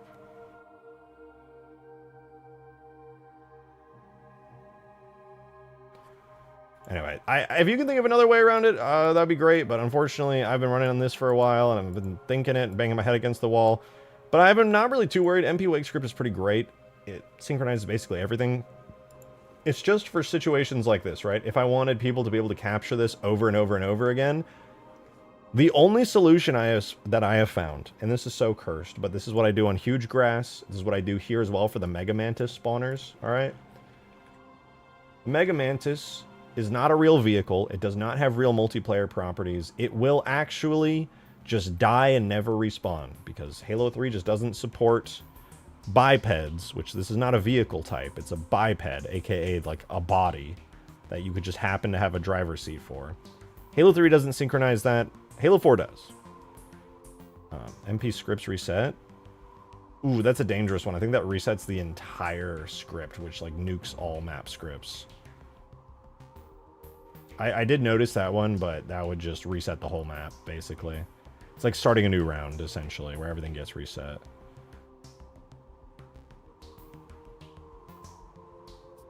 Keeps the globals. Maybe if it keeps the globals, let me think about that. I think the trouble with that is I have certain scripts that are like continuouses that end in sleep forevers. That I would probably have to refactor a lot of scripts to allow for that. Technically could work if everything was very carefully managed in that way. Like if my sleep forevers were like instead shoved into other dormant scripts that then didn't run. I don't know, I think it would have a lot of issues. It would be like days and days of fixing. It potentially could actually work. Unfortunately, I think unless I built the entire script from the ground up, it just wouldn't really work all that well. Theoretically, you are right though. Like, if I built the entire script with that in mind originally, I do think that could work. That could work. If I wasn't 3,000 lines in, I would definitely be open to it. My actual solution, in case you're curious for this kind of thing, which I don't think I'm going to do here, but it is an actual solution, is, I'll show you this, the Mega Mantis spawner that I copied from Huge Grass. We have a detect. Is it alive or is it dead? Why are there two of these? Object get health. Oh, right. So, if its health is 0, set it to dead. If it's blah, blah, blah, yeah. Here it is. Red 1. Wake script spawner 1. Spawns. Is it dead? A second time. Same script copied and pasted, but this time 2. Literally just setting a variable. Actually, I don't even... This is a way better way to do this. I could just increment it. I don't know why I did this. This is an old script, but whatever. Anyway. I literally just... It's so cursed. But because it's... In order to synchronize it with MP Wake script, which uses one-time dormant scripts, it has to be this way. It has to be this way. It's so horrible. I hate it so much. Literally, look at this line. I wrote this on Huge Grass. I just happened to copy and paste it in here. This is cursed to get around Halo 3 netcode restrictions. Bro, it's like 350 lines of just 10 identical scripts to spawn the Mantis. I hate that so much, bro. It's so ass. But it's the only way. It's the only way. And really, at the end of the day, it's not a big deal. It's not a big deal. Because nobody's going to be reading these scripts. The players are not going to judge that I had to do things in a cursed way. The Mega Mantis is just going to respawn correctly, and they're going to not think about it, and it's going to be good. So, you know, whatever. Low-key might actually do this. Low-key might actually do this. It adds character. Yeah, Low-key might do that same thing for the Mega... Not the Mega, for the BFG, the big anti-air gun. That way people can... that way they can use it more than once. It is doable. I could just kind of shove all that logic down to the bottom. But the good news is that the anti-air cannon is working. I do need to make a new object that's bigger. That's literally just this, but actually, wait. Is it a scenery? Tell me you're a scenery. Did I make you a scenery? No way. Oh, I could just scale it up.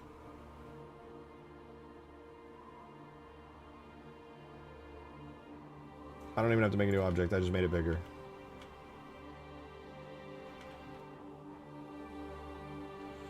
Big Boyd. Yes, my Boyd, very big. W. W. Alright, well now that that works, the last thing I'm going to do for this entire thing is just delete it and make it reappear. So this is King of the Hill Spire off. We're going to call this King of the Hill BFG. Oh, I just remembered something else I gotta work on. Oh, that's okay. It's tied to this. King of the Hill BFG off. Save. And I'm just gonna make it so that it appears and disappears depending on whether or not the AI is there or not. So it's going to wake the initial spawn for our BFG, which is right here. So when the BFG spawns and it deletes the default one, we're going to do object destroy, King of the Hill BFG off.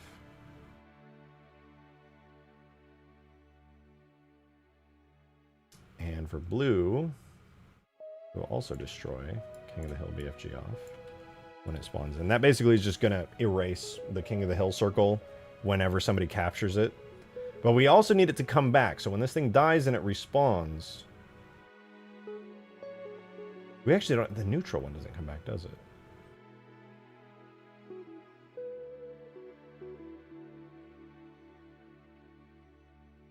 Do I need an individual death script for this?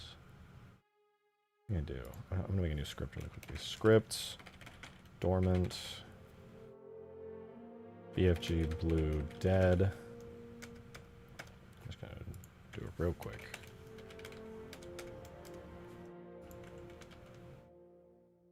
King of the Hill BFG off. Object create. And then object create. BFG neutral.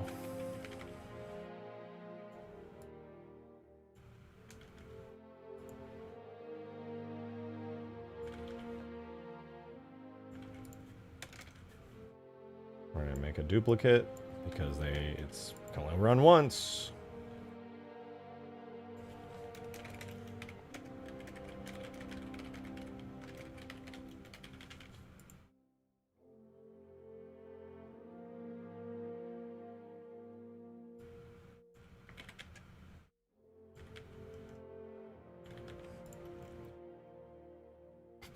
So it's the blue despawn. And again, MP wake script, BFG, red death. Okay.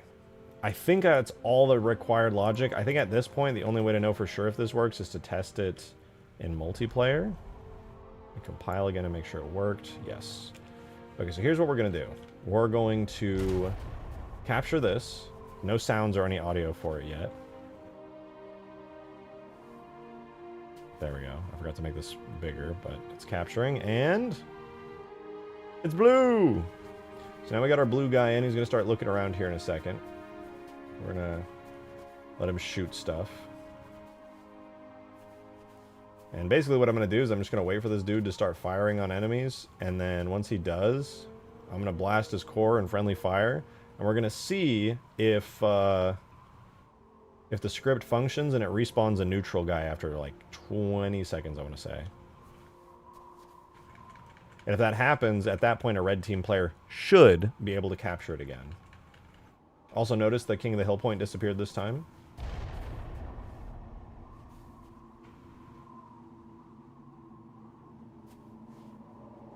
So after this, if this works logically, what I want to do is start working on some really fun efforts. You're dead, you're dead, you're dead. Oh, I missed. Oh, I got him. Never mind. Get cooked, bro. Oh, I need to make team-colored garbage for him. We got him, though. We did it. Now we wait for 20 seconds to see if it places a neutral dude in the place of the debris here. And I might increase it to like 30 seconds or a minute. That way the garbage... Oh, it worked! It's reset. The King of the Hill point is back. I can't capture it because I'm not red team, but it worked. It reset. So now red team is allowed to come and capture it. W, dude. The logic sucked booty butt, but it worked.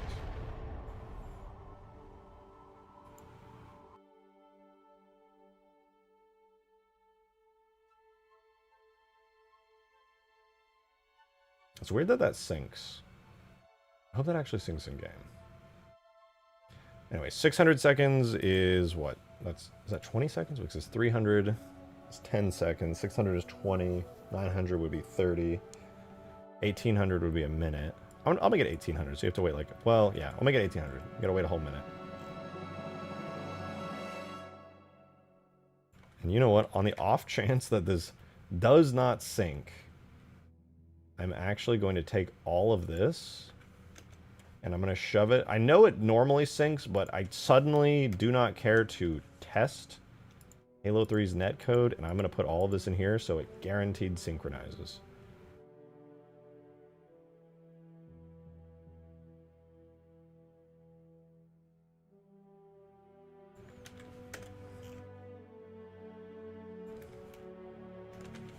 I don't feel like accidentally introducing a bug.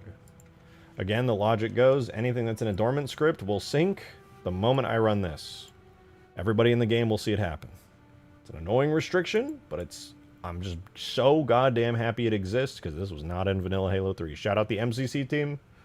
They're the goats, dude. They are the goats. I just gotta say, alright, if you're like watching this and you're a new viewer and you're like, gosh darn it, I hate 343. You know what? I'm not gonna necessarily disagree with you. They've done some dumb shit. But the team that took over the Master Chief Collection, when they started releasing on PC and stuff, they are the absolute fucking goats. They're so fucking peak. I love them so much, and I miss them every day.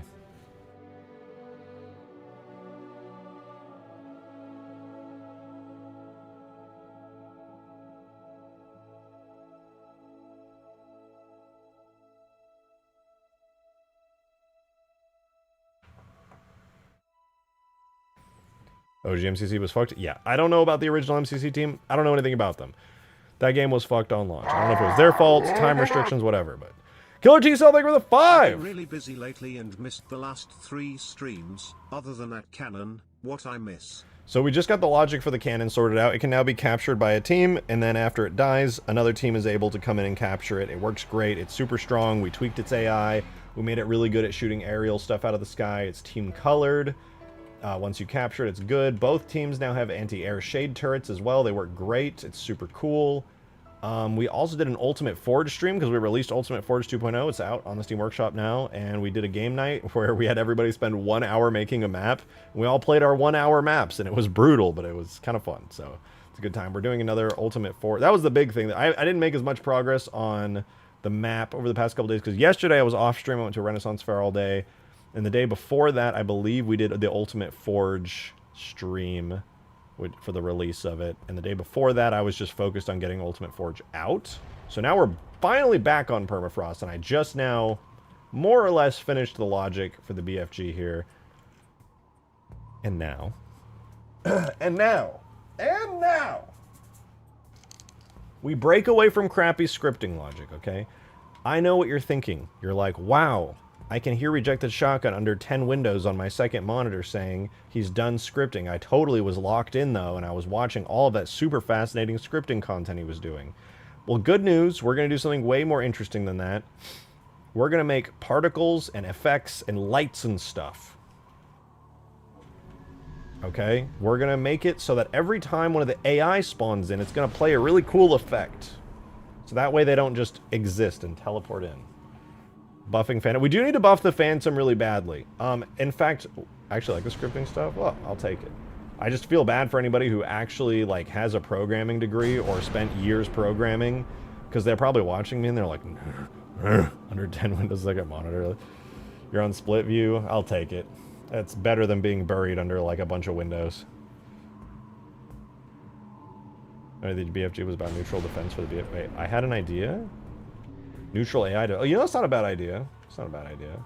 Could have, if I can get away with it. To be fair, though, there's a budget on how many AI it can have, and as much as I like that idea, I don't want to spend any of the AI budget on foot soldiers, infantry, because on a map this big, the infantry are just useless, basically. I mean, here they would be more useful than just infantry out on the battlefield. But my thought is, while I could add infantry around this guy for defense, I think it would probably be better if instead I spent the budget on more AI for the teams. I think that'd be cooler. turn on AI debug visual so you can see. Oh, is there a way if I can see him near the limit? Well, to be fair, it's this plus 16 players is the limit I'm going against. But let me see. I've never actually used that one. Where is that? What would that be under? Debug. No, maybe I need... What would that be called? Is that like a debug underscore command? Oh!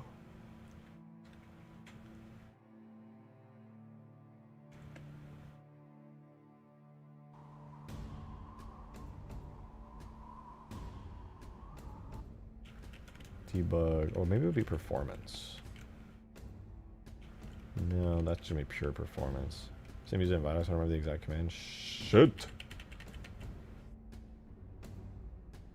Maybe under here, no, it's not gonna be there. Environment, save films, interface, campaign, metagame.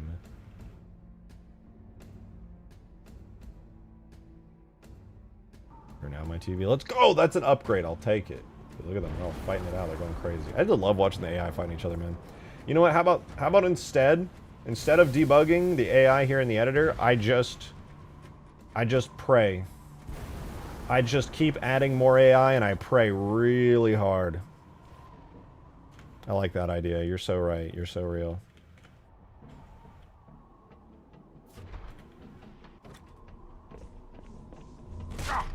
Dude, these guys are so strong. I don't know if it's like the fact that they're in the vehicle or something, but like they're insanely strong.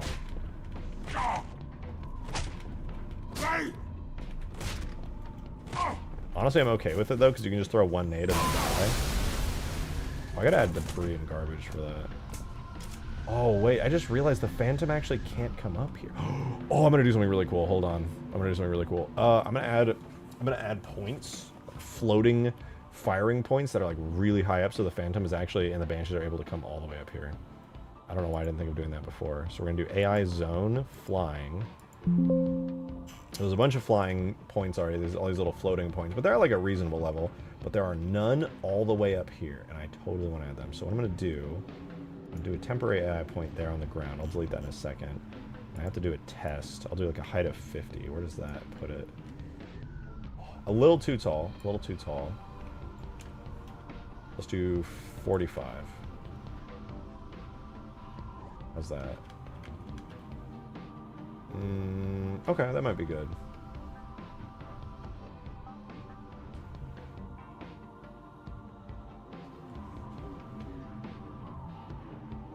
Let's see if he's smart enough to know to come up. Come here. Oh, Jesus! He respawned and scared the shit out of me!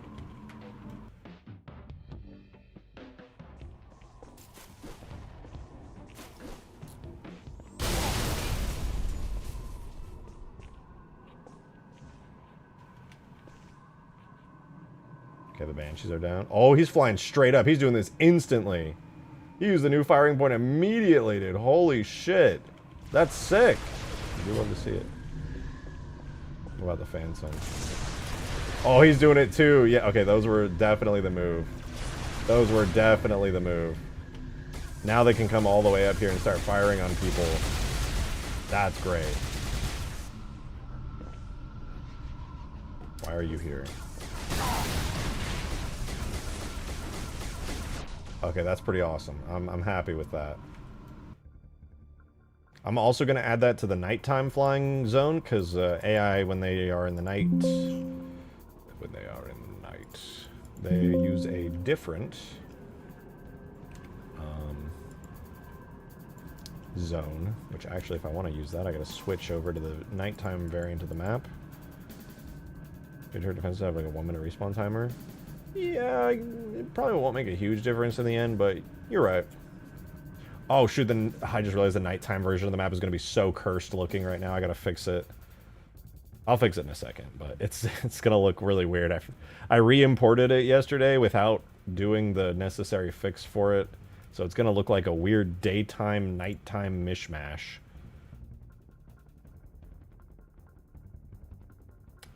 I'm lazy, so instead of exporting with the right skybox, I just import the map twice, and then afterwards I manually go into the BSP and I edit the skybox ID to the nighttime one.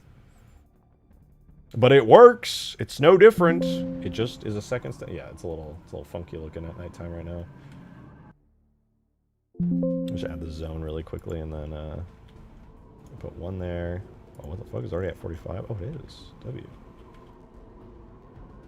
2, 3, 4. Nice. Let's go.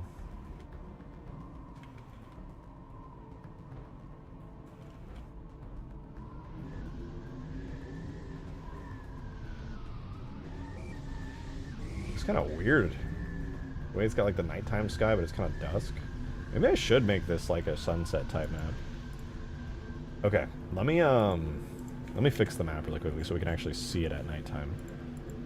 Fun fact, if you ever need to change your skybox and you screwed it up and you named your skybox the wrong thing when you exported, probably should end up fixing that the right way. But if you go into the actual BSP tag for your map, not the scenario, but literally the BSP, and you open it in Gorilla, you can change the skybox.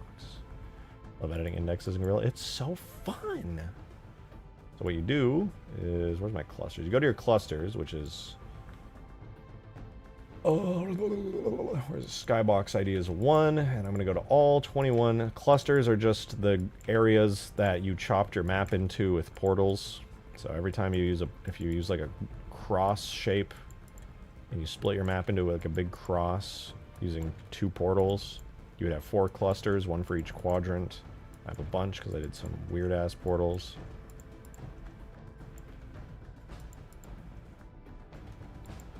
MP wake script me when you need me.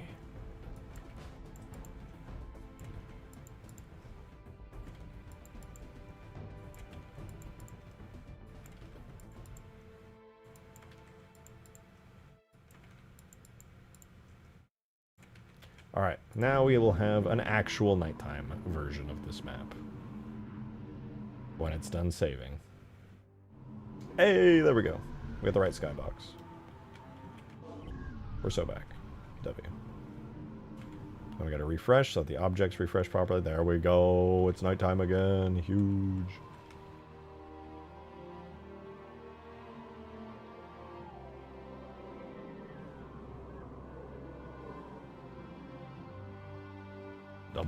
W.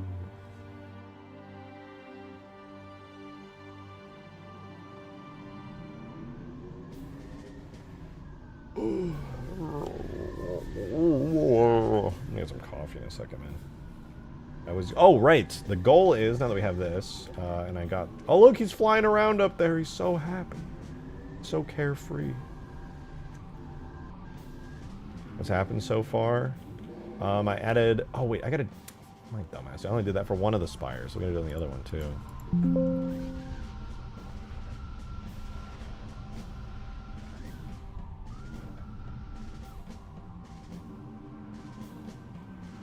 Oops.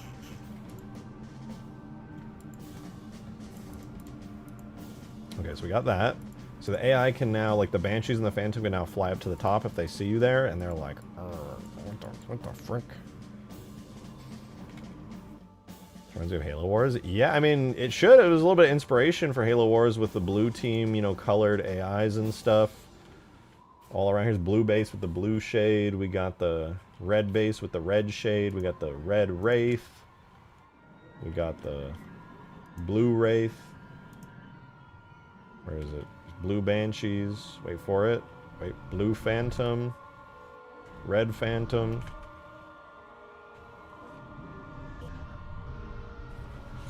It's so clean, I know. Mostly because they use Covenant-only vehicles. Doing red UNSC vehicles probably look whack. Maybe. I might be able to make it look good. Reminds me of Halo. The video game? That's cool. I like that game. This one with that's the one with the guy who kills the aliens, right? Is that one? I might be thinking of the wrong one.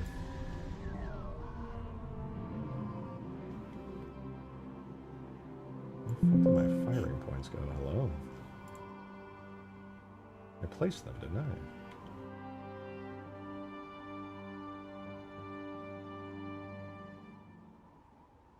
Oh, my dumbass. I mean, my smart guyness. Does that work? Yes, perfect.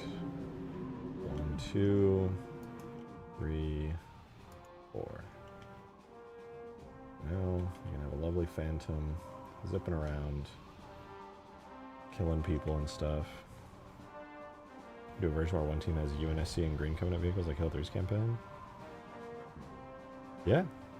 Do any color vehicle I want, on any team that I want. I'm just crazy with it, dude. I'm crazy, I'm insane.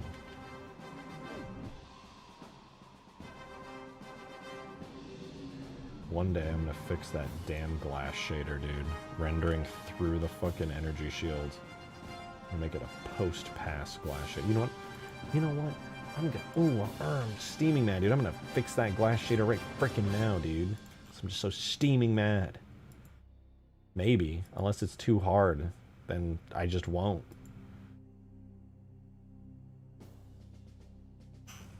Spire, shaders, Spire. I have no idea which one it is, but I'll probably be able to find it.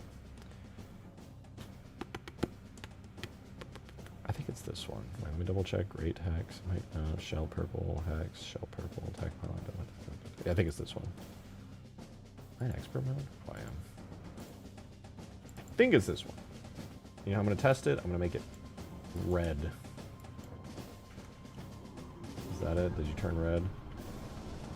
No, it is not you. Oh. Unless make the diffuse 100,000. No, it's still not you. Then what are you? What is your... What do you... Maybe it's glass battery cap. Diffuse. 1 quadrillion. That is also not it. What else might you be?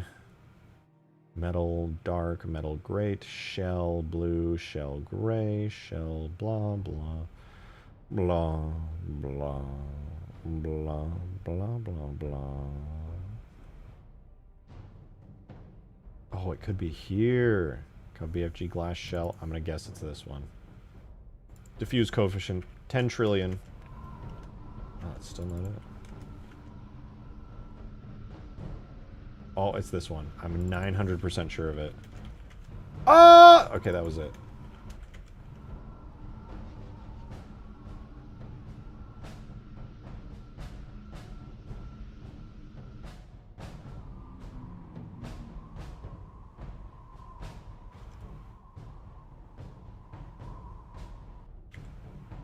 That actually fixed it!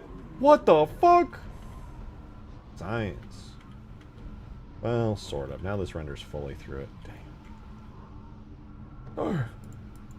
What if I render it normal, but I switch it off of alpha blend to pre-multiplied alpha?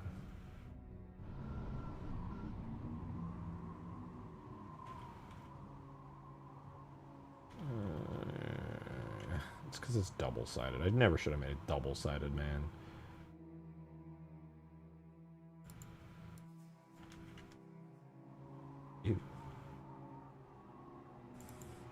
What if I just made it opaque and got it over with? Oh, what the fuck? That's fine, dude. Nobody's gonna care if you can't see through it. That's way better. Hell yeah. Unless...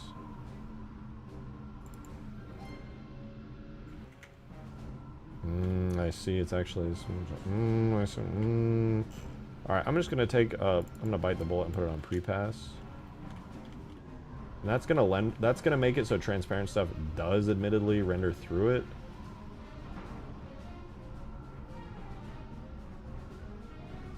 Sort of.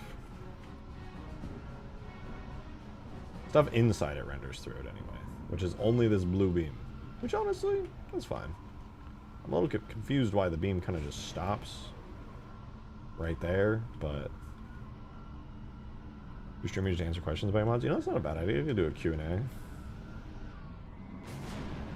Yeah, I like that. That's good.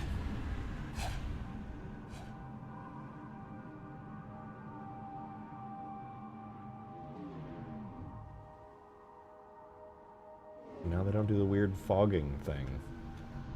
Now it just looks normal. I've been needing to do that forever. That was bugging me. Okay. Now, I want to do a very cool effect that plays when something spawns in. Very badly. And I had this big brain idea. What if I just create a crate object? The crate object basically has no physics or anything to it. It just appears for 1 second. And there's this quirk about crate objects where you can give them a timer. Yo, I've been modeling a custom 400 vehicle. I want to know if you can use it in Ultimate Forge when I finish. Unfortunately, Ultimate Forge is done. I appreciate the offer, but I'm not adding anything new to Ultimate Forge. Only bug fixes. It's done. You should totally post it, though. I'd love to see it, but it is a done deal. Like a warp? Yeah, my idea is I'm going to create an invisible object that automatically self-destructs, perfectly syncs. Just it appears for 1 second, and then it self-destructs. I'm going to spawn that object on an AI every time they teleport in, right here. So there's going to be a little invisible object that appears and then deletes itself after 1 second. And I'm going to have it play a cool spawn effect for the AIs. Yo, mama so nasty. Oh!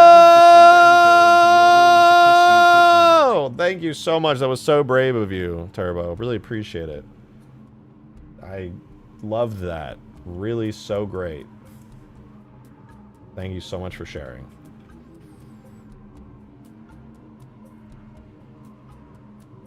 When is Permafrost coming out? I don't know. When it's done. Sometime soon, I hope. Also, holy fuck my ears. Trust me, what I was covering up with my voice is so much worse than that sound I'd made. I promise you that. How'd you get the red team and blue team AI to work? That is a great question. So I actually... I can't really take credit for anything with it. I technically got it working. But I didn't. I got it to work, but I didn't know I got it to work. Epic Perry, I think he's here in chat.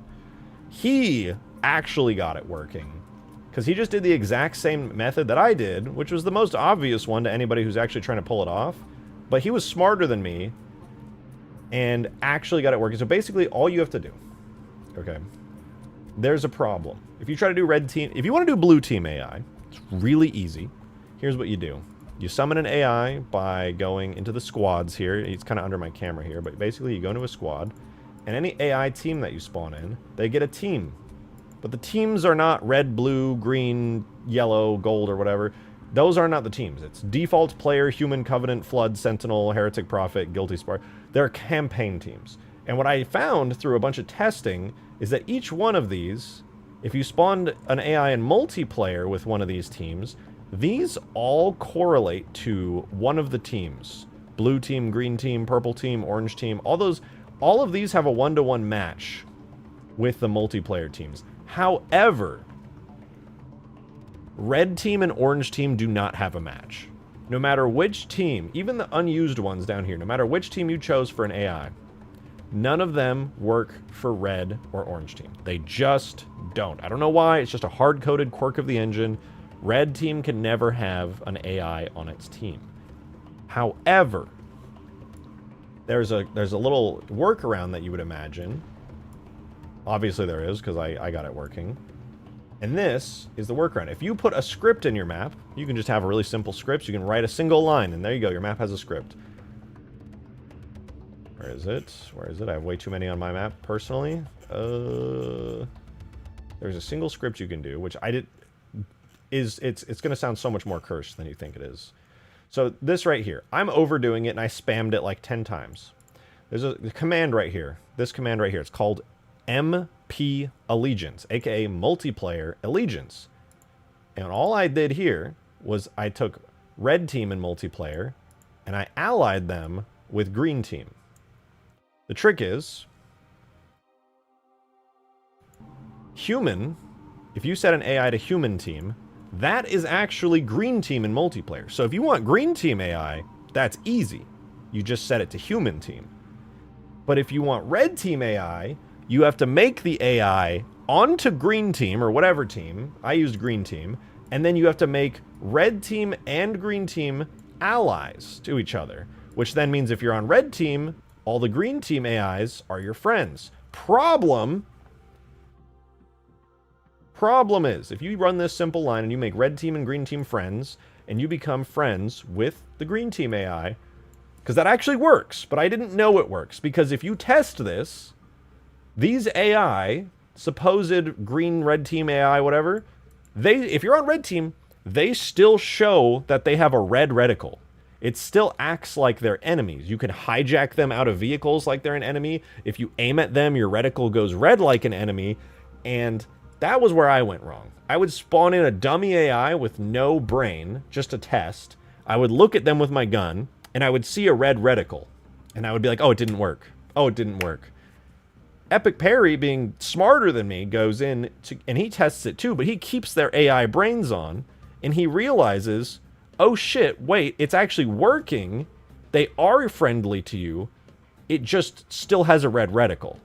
That was the trick to it. So in Permafrost, this works. There are red team AI. They're technically green team, but they're allied with red team, and I colored them red. So they're basically red team AI. The only downside is you still get a red reticle. I also made it so you can't hijack them by just making the vehicles unhijackable, the ones that they're in, so you don't have to worry about that. But yeah, you literally can just give them to green team. The other issue that I thought would mean it would never work, if you run this command, it crashes the editor. If you go in, there's a thing called tag test, which lets you run multiplayer game tests and stuff. If this command is enabled, it crashes your game instantly. So I was like, well, shit. But it turns out, if you run this command, the AI are actually allies to you. They will be your friends. They won't target you. It actually works. And even though it crashes the test editor, it actually works in MCC in-game.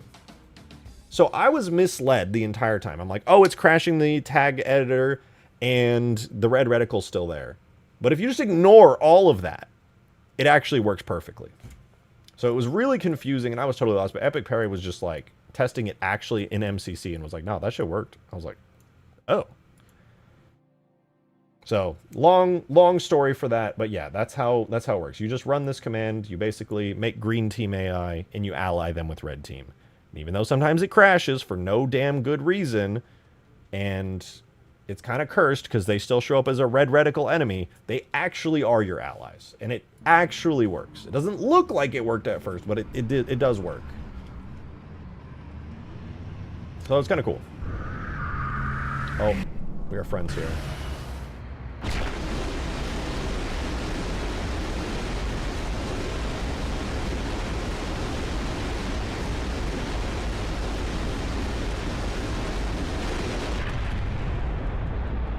What is blue team?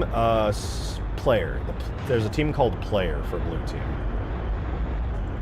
They actually have allies in the code. You don't get red reticle issues with blue team. They actually just work.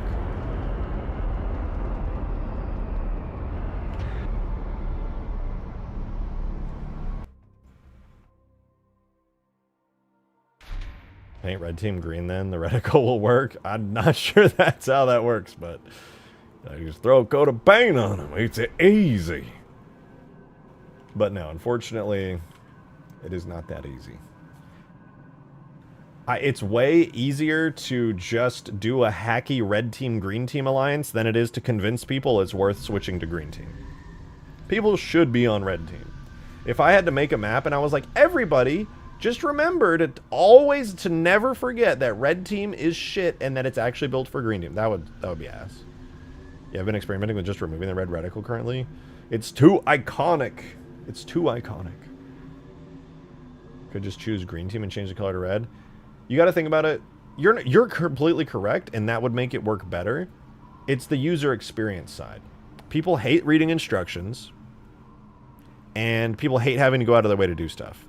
People would way, way rather have the user experience of it just works. Having a red reticle is not a big deal. I removed the ability to hijack.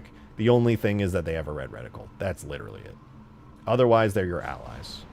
They're allies that make your reticle turn red. So, user experience comes first for me. It's better that way. I do get confusing the red reticle though. Yeah, that's the one downside. It's unfortunate, but did you fix the Banshee issue? No, that was an interesting one. Well, I don't even understand how that one happened. Because when you sent me that, basically, Epic Prey sent me a thing where he hijacked one of the Banshees somehow. Actually, wait, it's because I didn't remove the Banshee hijack seats. Duh. Let me fix that. That's an easy fix. Who am I kidding? Also, when you play my map tomorrow, I won't be available, but feel free to comment with feedback in the post since I haven't been able to test it. Roger Same that. goes for anyone who plays it.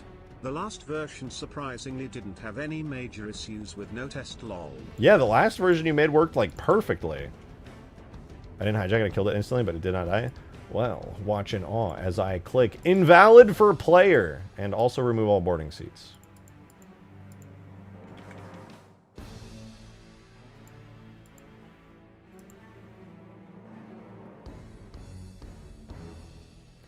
No more players. Easy peasy. Is there a script to force red team to green team? I wish. That would be nice. There is a surprising amount of scripts. Bungie never used these, ever, in Halo 3 or Halo 2 or anything. But there's a surprising amount of scripts for multiplayer stuff. Not nearly as many as I would like. But there's a surprising amount of multiplayer stuff, so I can do cool stuff like this. Right? So I have this little trigger volume. It's like an invisible box that players can't see, but it's in the map. And I can test. You can test for whatever's inside. So I have this little box named BFG cap. And so you do volume test objects, which just basically tests to see whatever's inside that invisible area that I place down. And what I can do is I can get a list of every player on the red multiplayer team. This function right here, multiplayer players by team, it exists. It's in the code. It lets you check multiplayer players and test them against stuff and do whatever you want with scripts. I don't know why it exists, though. Bungie never used scripts in multiplayer, ever. They used multiplayer scripts for two things. One, deleting objects, deleting trash, basically, that's left over from dead vehicles and stuff. That's the other reason. I'm not going to flip you off, but the second reason is for, like, the turrets on Snowbound and the mines on Sandtrap. They do use it in Firefight and ODST pretty often. Really? See, it's interesting. Maybe, I think this might be pulled from ODST. This may have been pulled from ODST by the MCC team. I haven't checked. But the... No, because it's Elite. Maybe these are all ODST functions. Maybe that's why this works. That means this map... No, this would also work in El Dorito, too, if I ever wanted to. Thank you for the 3, Modded Gamer! Is it possible they were setting up these scripts for the global war mode, potentially? I don't think so, because the global war mode came after Halo 3's development. I think they were testing that around Reach. The global war was like a Reach thing. The space battle test was a Reach thing. The water boat physics thing was a Reach thing. All of that was just really, really early Reach. And people just have us from ODST. That's where I figured... Oh, okay, that makes sense. Shout out MCC team. Goats that actually allowed for this to happen. The scripts are definitely not implemented properly, fully, but goats. It's a fun... I mean, people in chat don't know this, but the reason when I was talking earlier about how the alliance command between the teams crashes, the reason it crashes is because it's looking for firefight. It's looking for Halo 3 ODST survival mode, aka firefight. And that doesn't exist. This command works in a mode called survival, aka Halo 3 ODST's firefight. But when I run it in Halo 3, it instantly crashes the editor because survival is not a real mode in Halo 3. It gives a massive exception and it crashes. It still works in game, which is great. But yeah, that's why this command crashes the tag tester, the game test. Because it's pulled from ODST, but it's like not fixed. They didn't fix the command from ODST. They just kind of shoved it in there. So that's why that happens. Wonder if it's possible to just edit the editor itself to fix that? Probably, yeah. I mean, I don't know if you would need like source code access or something. Maybe somebody who's really smart can like go check like memory values and see, and then just like override the exception or something. I don't know. But it doesn't matter anyway, because I can just disable that script whenever I want to test it in game. Did I ever release the Halo 3 RTS mod? No, I could. Maybe after Permafrost, I'll just like fix and finish that one up, because it's really not that far away from being completed. Plus, I could make it way better, because I've gotten a lot better and more creative with scripting, especially thanks to this map. This map has so much AI crap going on. You can capture objectives and get AIs for your team and have a bunch of AIs going around the map fighting each other all over the place. It's great. Can you force infected players to actually be Flood? Technically, I think you could. I do think that's pretty possible. But it would be through a, like, fucking super hacky secret technique. Alright? Here's my, like, hypothesis on how I would make this work, because I've thought about this before. Step 1, the map where you play as Flood and Infection has to... Yeah, true. Check game type, check... That's true, you could do that. I didn't even think about that. So yeah, I guess actually, but you would need a very, very specific setup pre-made on the map to be ready for it. You couldn't just do it on any map. You would definitely have to have a mod that specifically is set up and ready for it. But what I would do is I would have it so the infected player, you know how you like set up infection where the infected spawn in one place and the human spawn in another place? I would put all of the infection spawn points in a tiny box, a little box room. And right next to you would be a Mega Mantis, but instead of the Mega Mantis, it's a Flood character. And a script is going to shove you inside it as if you're driving a Mega Mantis. And the moment you get in it, the script is going to detect that and instantly teleport you to your actual spawn point.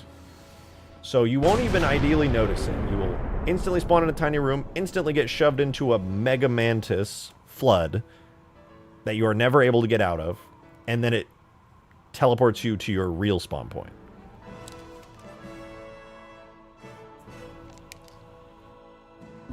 Or you could use a... Wait, what the fuck? Isn't that a reach thing? Biped morph? What? Is that a thing?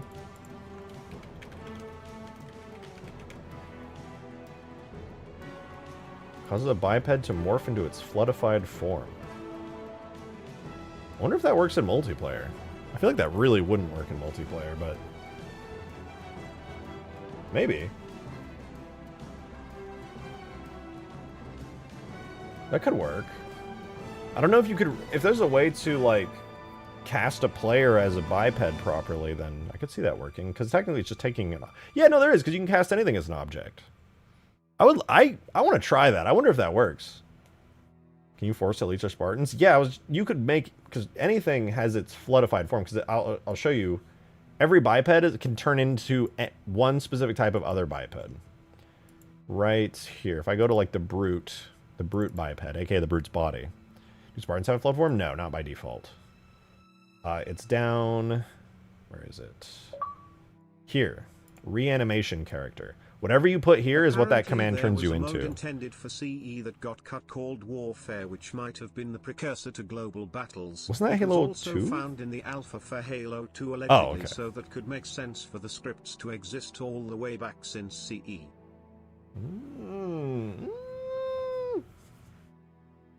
Dude, okay, thank you for the 2 first of all. It would make sense. I mean, we just found out that it was from ODST, but... there was always a certain amount of allegiance commands, because I know that because back in the 360, Game Sheet 13 made a thing that had, like, team-based AI, sort of, kind of. I don't know if he still had the red team, blue team issue. I think he probably was, like, on a green team type deal, but... I don't know. I would have to check it out. I just remember, like, way back when MCC first came to PC, and Game Sheet was still around, he said something about the allegiance things working in Halo 3, but not in Reach. And I was really mad, because back then only Reach was out. So I couldn't do any of this cool team-based AI stuff. Which I think you still can't do team-based AI stuff in Reach, if I'm correct. Well, maybe with game mode scripting you might be able to. I'm not sure. Possibly.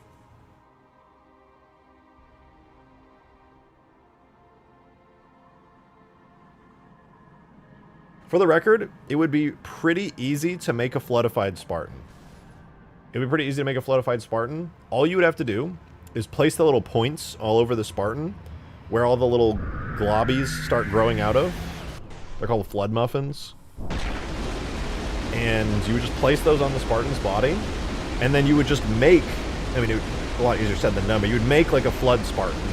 And then you would have the Spartan inherit marine animations. You know how Marines have like the animations where like they fucking freak out?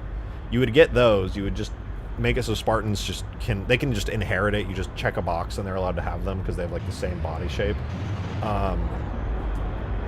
So yeah, you could just have them inherit that animation, just add the little points for the little flood muffins to grow out of you, and then if you triggered it with a script, you could have a Spartan just full on fucking just import Halo 4 flood body. Ew. Ew. Get a load of this guy. Fucking ew. Now, I think realistically, I'd probably just like take the Marine flood body and cut out the parts that has the Marine armor, and then just like do that. Thank you for the 2 Gyarados. Same map on the shorts. Are you copying? Yeah, I saw a cool YouTube short of a map that looked like this by some rejected guy, and I just stole it because it was a cool idea. That guy's so handsome. Chat what I said. It's from the wiki, so take that as you will, but it wouldn't surprise me if that's what the scripts were meant for. Okay, I'll check it out. And thank you for the 2.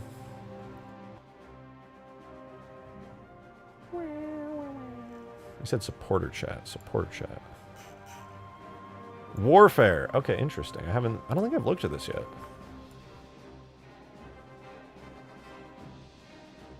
A screenshot of Halo 2. Yeah, see, it was because when you said CE earlier, whoever sent it, I forget, said CE. And I was like, I swear Warfare was like a cut Halo 2 mode. So I guess this is what I was thinking. I didn't know it was a CE mode too. Pit humans against elites in an epic battle that will shape the outcome of the Covenant War. You have one life to give for your homeworld. That sounds sick. Is there a description of what it was? Prototype large-scale multiplayer mode, blah, blah, blah, round-based, would have been asymmetric with attack versus defense, with maps that were strategically designed to feature different kinds of objectives to attack. Bro, that's just invasion. This is just invasion before invasion.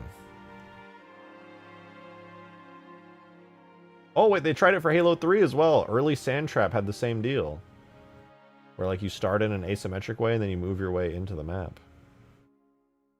But yeah, I'm going to be honest with you guys, that this literally is just invasion. We got this. We have this game mode. It's just in Halo Reach.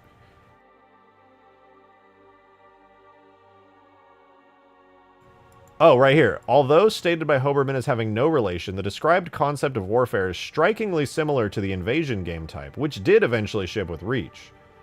But by this time, Hoberman, who spearheaded it, had already left. Yeah, it was basically Reach.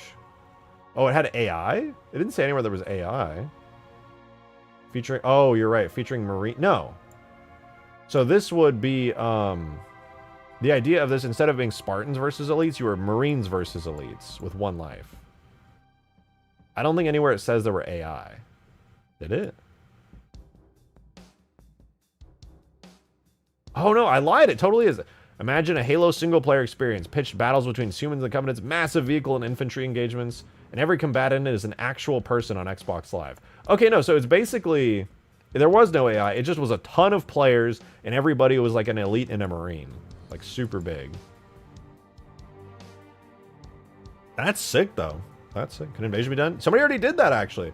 A lot of the script ideas and the inspiration for me doing this AI and, like, objective capturing stuff to, like, take down the Spire and things, all of that came from the Halo 3... Well, it didn't come from it, but I took a lot of inspiration from the Halo 3 Invasion mod. It's on the workshop.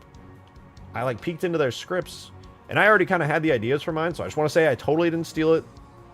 I didn't steal it, I promise. I already was looking at all the multiplayer script values and things, and I was peeking at them and going, ooh, that's nice. And then I looked at how they did it, and I was like, damn, that's smart. I should use it that way.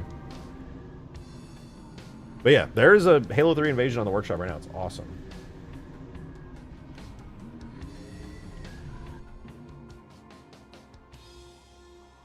I like how they all just immediately fly up for whatever reason. Okay, that one's going down. If Halo 2 Anniversary multiplayer has AI support, that should be peak. Yeah, it doesn't, right? I'm pretty sure it doesn't. Sad, sadly. Okay, I want to do the really cool effects. I've been yapping for way too fucking long. Give me like 5 minutes, guys. I'm gonna go grab a cup of coffee real quick, keep myself energized, and I will be back in like 5 minutes. I'll leave you with. Let me get blue team. Hold on, we gotta capture this for blue team so we can have awesome anti-air cannon content. Blue team! Alright. You get to watch as he absolutely shreds the red side of the map. Big W. I'll be right back.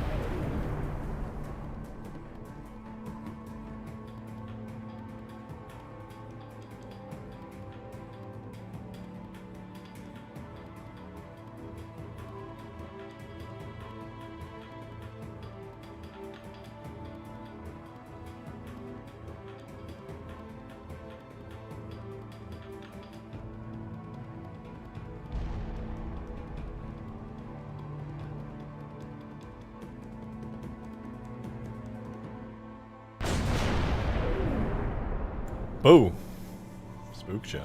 I didn't see that one coming up.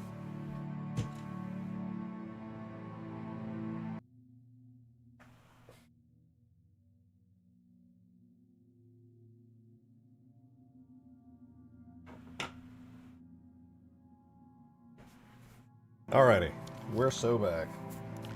It just mirrors the Halo music, like, just not playing today.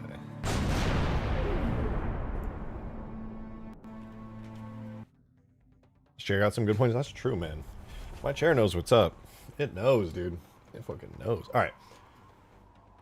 I sit on the chair now. It's mine.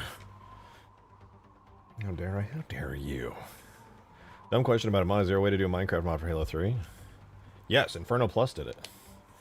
He did it in a really creative and insanely, unbearably complicated way that I refuse to ever engage with. He has far more determination and probably Adderall. That is an insane way that he did it, dude. He has an entire destroyable map. Well, mostly destroyable map. And holy shit. If you knew the technical details of how he did that. It's pain. He suffered immensely. I would not even dare to do that. His determination was unbelievable.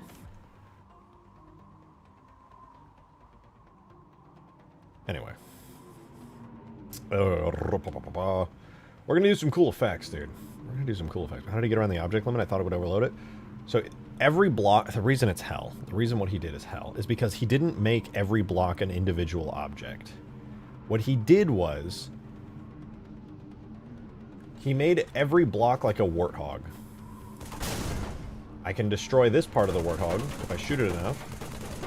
I can destroy this part of the warthog if I shoot it enough, right?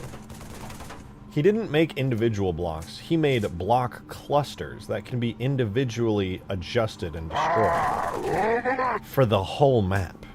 Captain Love Red! Your streams, they make my day. Thank you so much, Captain. I appreciate that. That's a very generous tenor. I appreciate the kind words, too. I just like streaming, to be honest. I like streaming these mods, but honestly, I like doing it because people like you come through and not only say nice things, but come up with cool ideas and suggestions, be a part of the whole process. Because frankly, on my own, I hate to say it, but I'm not all that creative. Sometimes you guys just say stuff, and I'm just like, damn, I should do that. That's a good idea. Thank you for the 3 Dark Steel. So I made a quick hemorrhage port of reach. Greater than 3 with UF for TMRW's game night as a good appetizer to start with. Okay. Is there any balance changes you'd add to hemorrhage for H3? I'm thinking of taking the Needler and replacing it with an OS, but I'd... An OS? What OS? I would definitely replace the Needler. The Needler sucks ass. I don't know what you should replace it with. I'm not sure what an OS, but yes. I think I would love to play Hemorrhage for Halo 3, but also, I don't know what the fuck an OS is. Oh. I don't remember where the Needler spawn is on Hemorrhage, but literally, sure. Replace the Needler with anything else, and it's better. Needler in Halo 3 is so doo-doo wiener. Okay. We must. But you couldn't place blocks? No, you couldn't place blocks. So I think Altus, maybe if I'm misremembering, but I'm pretty sure it was Altus came up with a way to do a placeable block system, and it actually worked. You can add squads and AI in Halo 2, but you can't for the life of me get the spawn. Might just null the ability to place them. You just do instant or initially placed, right? Or does that not work? If it doesn't work with initially placed, that's maybe there's a flag in the scenario for it or something. I'm not sure. I'm not really familiar with that era of engine. I only modded Halo. No, I shouldn't need to, because in Halo 4 I was able to just place down AIs when I was doing my Halo 4 Infinite mod. I don't know, but I believe in you. Halo 3's Needler. Halo 3 Needler is. It's okay, I guess. It's a gun. It's better than punching. Not that you can punch. That's what I should make it so you can punch. Your voice would really work saying... What is that quote? Are you're baiting me you just really want me to say a quote. Is this a bait? What is that? Somebody translate. I don't speak presumably French/Italian. I'm not sure which one that is. This mod looks good. Thank you. Appreciate it, game.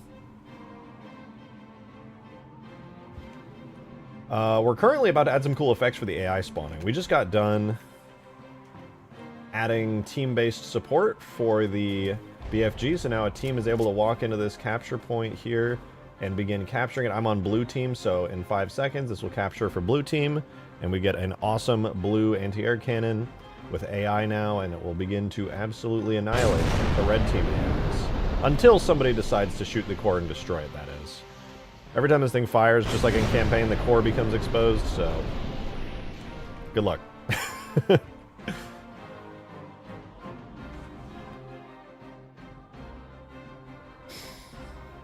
Alright, let's make a cool-ass effect. So my big brain idea is the following, and I'm probably going to make a dedicated, like, AI pad. I'll probably remove these, or not remove them, but just move them around, and I'll put a big vehicle spawning pad right here, like the one from ODST. Instead of making the capture time longer. Oh, yeah, no, you're totally right. 5 seconds is for testing, so that way I can just... When I was making it earlier, I just wanted to be able to really quickly make sure that it worked. Somewhere between not taking long, but also making sure I'm not accidentally instantly capturing it due to a bug or something.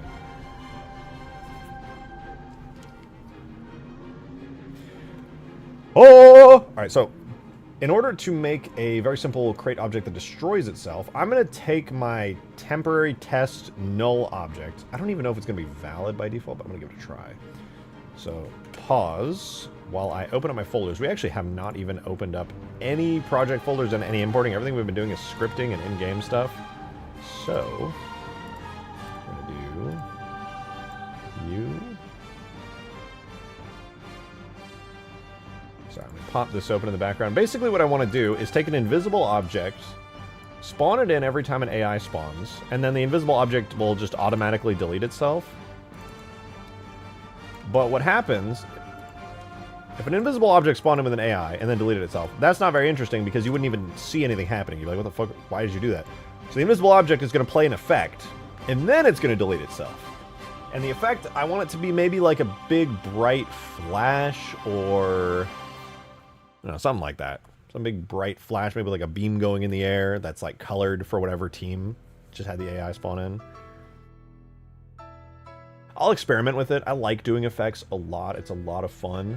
I don't have a particular vision yet. I just know something energetic, energy-like, not like an explosion, kind of like a waypoint marker, but with more brightness, more energy, something like that, that'll really just sell it. So I'm gonna experiment a decent bit with it and see kind of what I can do. So here's my folder of objects. This is the objects I've put specifically onto Permafrost. What I want to do is take the, not the music cube, maybe the base marker?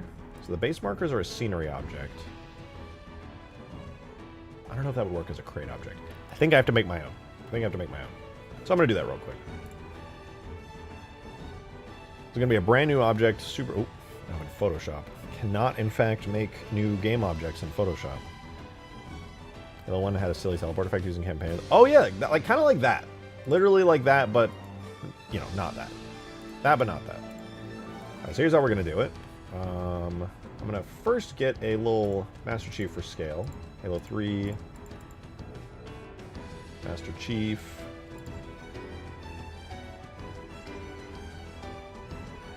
Oh, there he is. Put him in the middle. All right, so there's our Master Chief, and we're going to create a cube. Ideally also in the middle. And we're going to take our cube and make it a little bigger so that we can actually see it. So this is the visual of the cube. This is what we're actually going to see in game. Except we're not going to see it because I'm going to give it the material called invisible. Now, in order to spawn in a crate object, it also needs to have a physics model that you can like walk around and interact with, and a collision model that your bullets can interact with. Otherwise, it will not spawn and it will give you an error. So all I'm going to do is I'm going to make a duplicate of this cube, and I'm going to give it this symbol for collision. I'm going to call it cube. I'm not going to give it a material called invisible. I'm going to give it a material called fizz. And I'm going to move the physics and collision model really far under the ground. Well, sort of far under the ground. What this is basically going to do is it's going to make it so that you as the player and the AIs will never actually hit it. They'll never bump into it and get stuck on it, and bullets will never get stopped by it. I'm basically just hiding that stuff under the ground. Because whenever I spawn this in, the physics and interaction stuff's way under the ground. So if I spawned it in right here on the ground, you're never interacting with it. fine. And then in order to get it actually in the game, I need to give it an armature. Everything in Halo needs an armature, so physics model and the render can just go onto it, but the collision model, god damn it, why is everything spawning over there? So it's right there, just got a single bone, so we can attach the physics and render onto it. But collision's a little quirky, so we have to actually put it onto a specific bone. The bone. Alright, but there we go. This is now a valid Halo object, so I'm going to go ahead and not only am I going to save this, but I'm going to export it into the game. Let's do...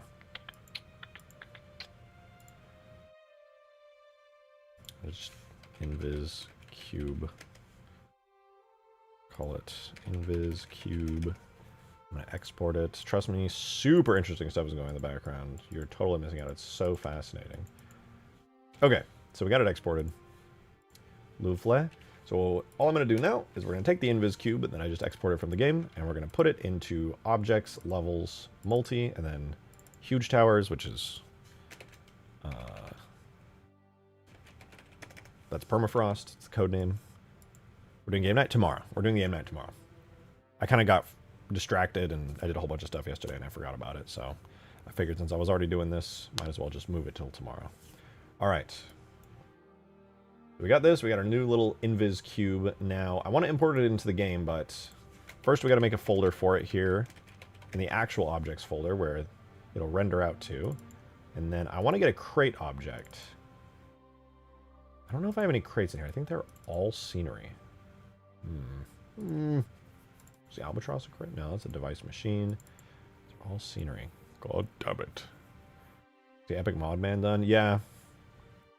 Yeah. Basically, the main thing I did today was we got this working. I got all the logic and scripting worked out. It ended up being a little bit harder than I would have liked, but blue team and red team can capture it one time each, and there's a whole system for when it dies, it reactivates with a bunch of variables calculating that it's back to life, and that it's already been destroyed once, for which specific team it's been destroyed for, and blah, blah, blah. Check this, check that, and now it's good. Can't capture it when it's already captured, logic for that kind of stuff, blah, blah, blah. Boring, boring, but it works. Blue team works, red team works, and both of them can capture it one time throughout the match.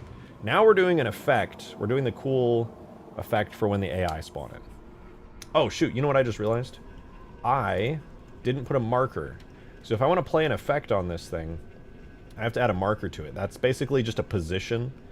You can put these things down, and wherever you put it down, you can play effects and spawn stuff and add driver seats and stuff. So I'm just going to give this a name. I'm going to call it FX. And we have to put that onto a particular bone. And there we go. Now I can play stuff on this, basically. Easy peasy. So I'll export it again. Put the updated version in. Yeah, now, to be fair, there's a lot of, like, make it prettier that needs to be done on this map. Mostly everything is functional, but not everything is pretty, including the animations for, like, the frigate, the Covenant assault carrier that glasses the map. Strato Sentinel's pretty good, actually, but other stuff, not so much. Chief made a bubblegum. Yep. Yep, that would be pretty sweet. Never mind. We need a crate object, so I think huge grass might have a crate object on it. That's scenery. Okay, that's scenery too. That's also scenery. Thank you for the tune on day. I know why you didn't make it work, but man, I wanna ride the troop hog as an elite frown. Yeah. I bet you do. I bet you love elites. I bet you love them so much. I'm gonna be so honest with you. I could have given them the ability to at least play like slightly similar animations, sort of. It wouldn't look nearly as cool as the Spartans, but they could have, sort of. I could have played like a Warthog passenger animation, which kind of would have worked. Low-key, I forgot though. I'm not even gonna mince my words on that one. I absolutely low-key forgot. My bad. Usually I make like a crappy temporary animation for the elites so that they can at least work, sort of. Kind of forgot, not gonna lie. That's kind of on me. All right, let's import our invisible cube. I don't know if it worked, to be honest. Let me see. We don't need any functions, don't need any attachments, don't need any multiplayer properties. I won't add a self-destruct timer yet, but we will need that in the end. Alright, what we're going to do now is we're going to spawn in our very first invisible cube. I think I accidentally may have made it not invisible, but that's an easy fix. So we'll add in objects, levels, multi. We're going to go into Permafrost and spawn in our brand new invisible cube, which ideally is invisible on purpose and not on accident. Okay, so it's not invisible, but it is a cube. I don't think that's supposed to happen.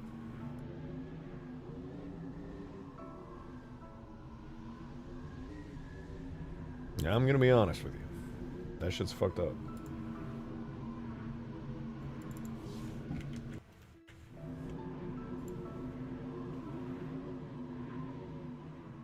Damn.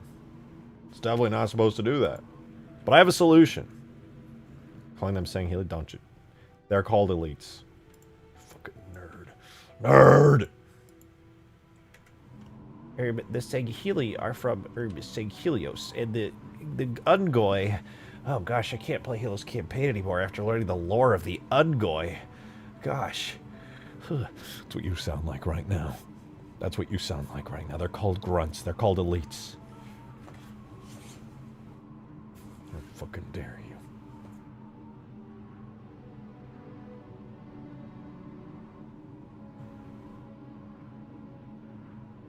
Okay. So, cool cube. Unfortunately, I did forget to make it invisible, so we're going to fix that really quickly. Very easy, but I totally did forget. Good thing, we already have an invisible object somewhere, probably. Yes, right here, invisible. So we're just going to put this into here. Then we're going to re-import the object, and this time, it's not going to miss its shader. Please say goodbye to the DaVinci Cube. And say hello to the invisible cube, which we're going to double check is actually there. Yes, the cube is there and its collision model is under the ground. Perfect. So now that we've verified the cube works, we're going to now spawn an effect on it. Excuse me. So we're going to put it on the little marker we made called FX just a second ago in Blender. And we're going to make an FX folder in here to put stuff in.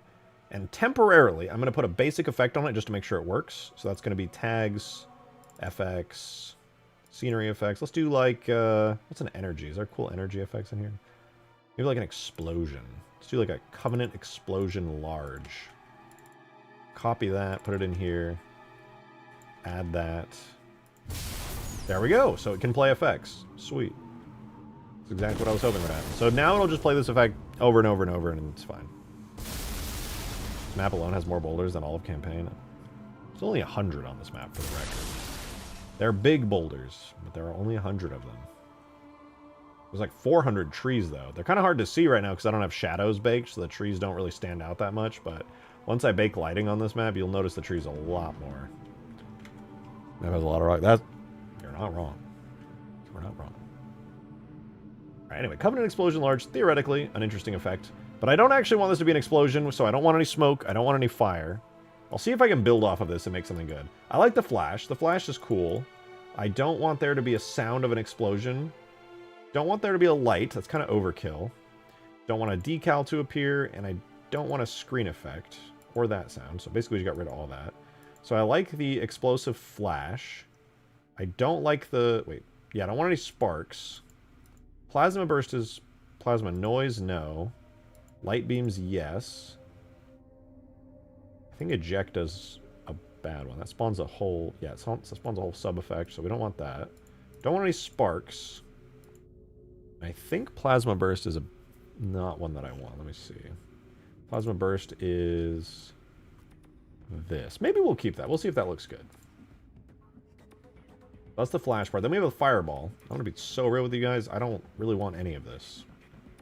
Well, let's just see what it looks like now with those changes. Okay, interesting.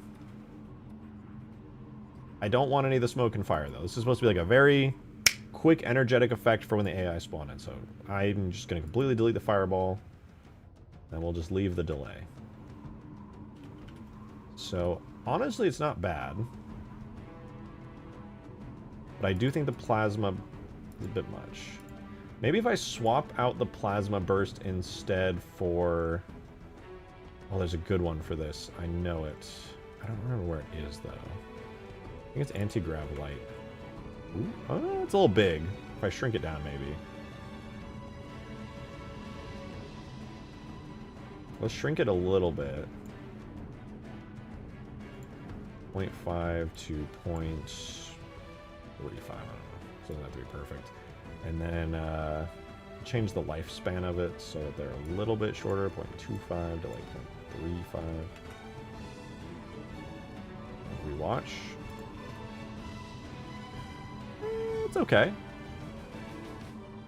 Not my favorite thing ever, but it's there. Small. It's definitely too small. Can we use the ship warp effect from campaign but smaller? Yeah, I could do that.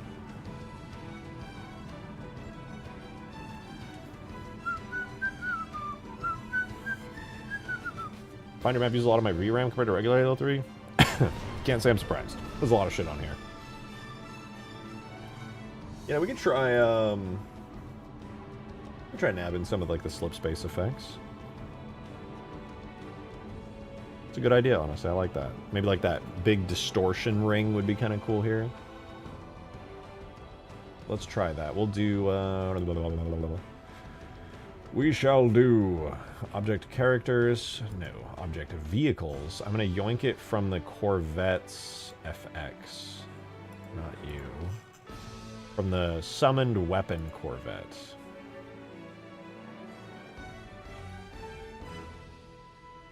It'll be like it won't be like literally a slip space portal opening, but I'll just have like maybe a kind of a nod to it. Maybe I'll have it like kind of on the ground, do a little warp or something.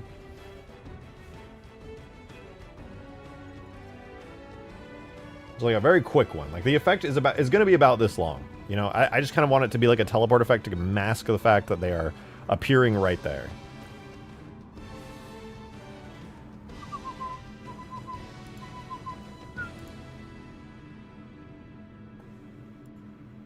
So the original one is under support high target laser. So all the effects are under here.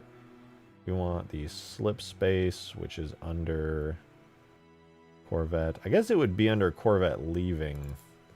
At least the particle, I'm certain, is in there. Oh, I lied. We want Corvette intro. Corvette appears.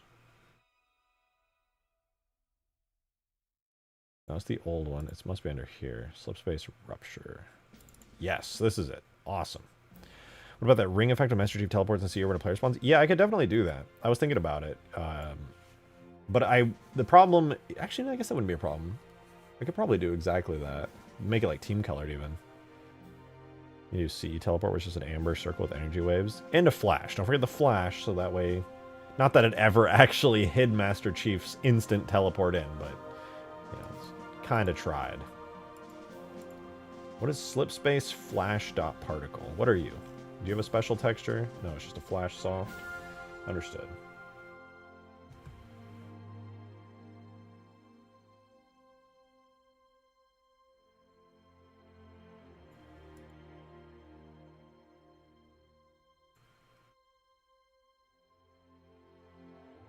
Okay, hear me out. What if I just took the actual gigantic slip space effect and then just like shrunk it down and made it really fast? Kind of goated, right? I just flipped it upside down, just like, and then it just disappears. The more I'm thinking about it, I'm like, yeah, I feel like that might be kind of cooler. Low genuinely. I'll give it a try. So that's target laser slip space rupture dot effect. So objects. I don't know, it might not look good. If it doesn't look good, then we just move on to something else. We'll go back to the idea we had now. But I think this could be cool. So support high, I had it under target laser, FX, slip space new, and it was slip space rupture. Go all the way back. And we'll do... I'll just leave it slip space rupture, and we'll tweak it. So right now it's going to look insane.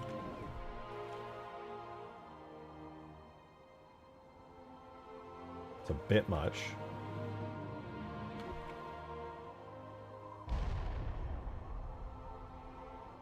But it's got the right idea.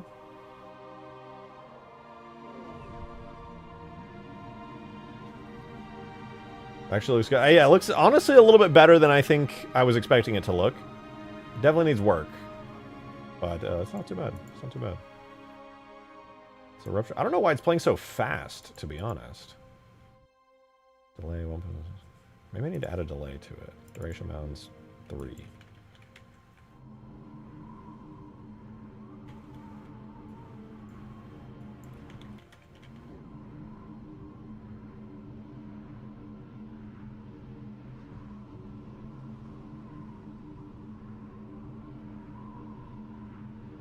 Okay, it's a good start, so we're going to go ahead and make that just good overall.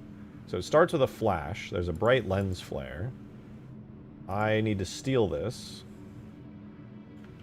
and put it in here. Objects, levels, multi, huge towers, invis cube, FX.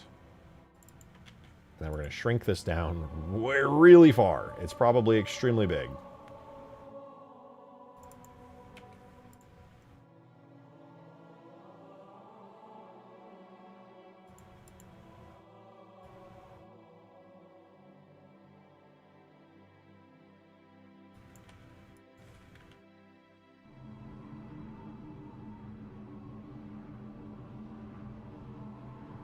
Okay, well, I don't see it popping up right now, but that also might be because I just don't have the correct location set. Maybe having it set on up is fine, actually. Anyway, we'll move on. We'll get back to that eventually if it's not looking right. But now we have slip space flash initially, which we tested earlier, and it's just a big bright flash, to be honest. There's nothing really crazy about it. It just instantly appears, and it's fine, I guess. I think it might be a little too big, though. Frankly, it might be a little bit much. What's the default size? Does it have a default size? No. I'm a little bit confused about this, to be honest, because looking at the actual... Oh, here, particle size 50. How about just, like, 5?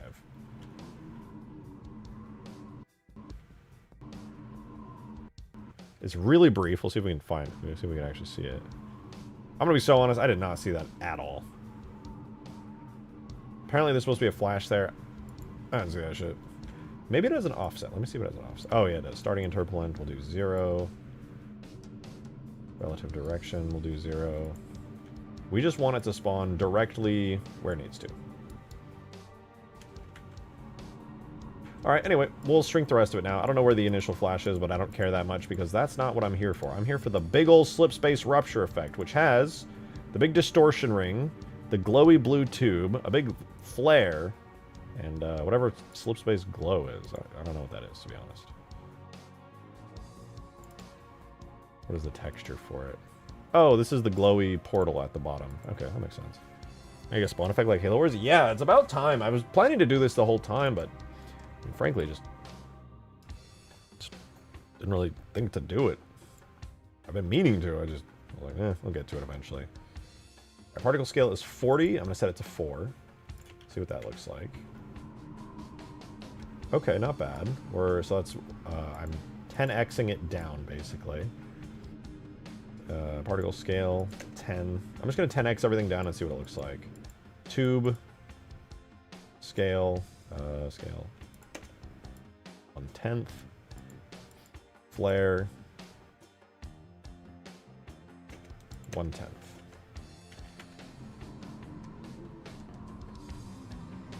We're getting somewhere. It's a start. Definitely way too big still.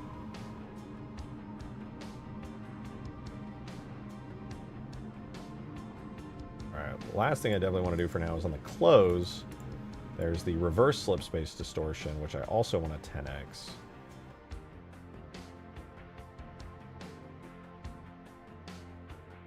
Which apparently, oh yeah, we'll 10x it down, or 1/10, you know what I mean. And then the slip space flash as well.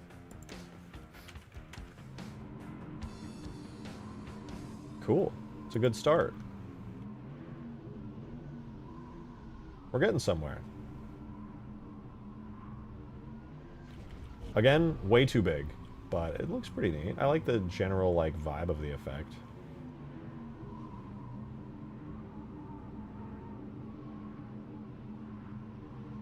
I'm trying to think, because when this spawns in, I kind of want these... Man, I want it to spawn in, like, and be an instantaneous bright effect that masks the initial teleport. And the way that I have the script set up... Let me see. How do I have the script set up? I give them... When they spawn in, I give them...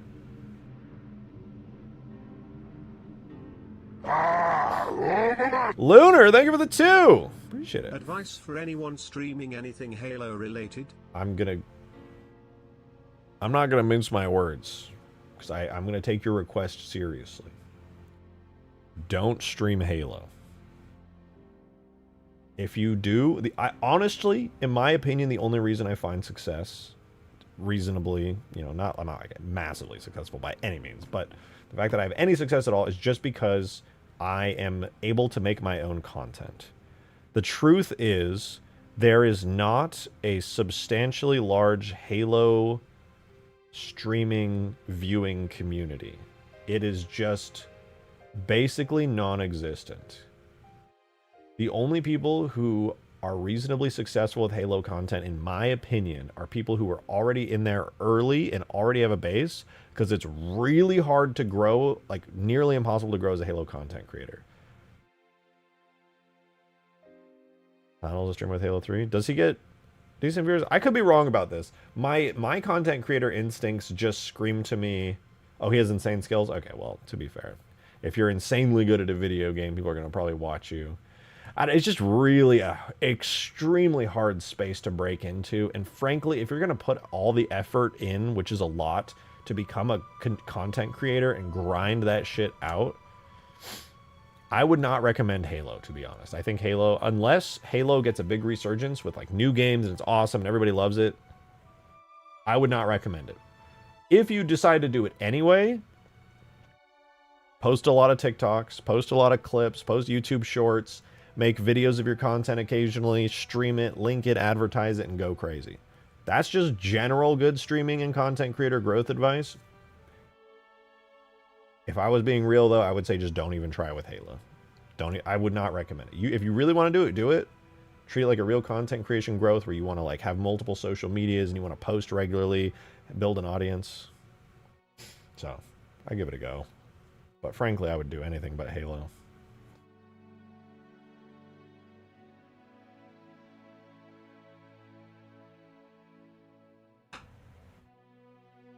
Not me personally. I love doing Halo.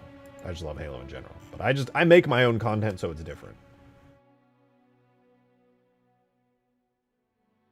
Alright. I was looking for the spawning script. So when something spawns in, it has a... It's like the Phantom has a sleep of 600, which is 20 seconds. The shortest vehicle spawn is the Ghost, which only has a 10, which is a third of a second. The respawn for the Ghost. So the respawns are easy. I guess the initial spawn's not a big deal. I can just time an initial spawn.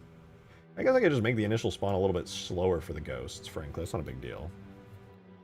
But what does it look like at 1 second? What if I give the slip space effect that we're working on now a 1 second opening? So 0.2. Is that 1.75 right now? What if I make it 1 second from 1.75?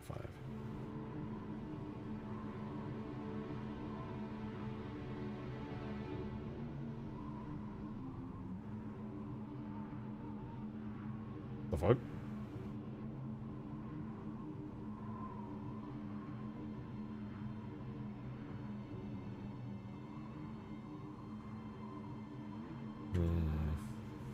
Make more maps with events like Cruiser Classic? Yeah, in the future, for sure. I would love to. Okay,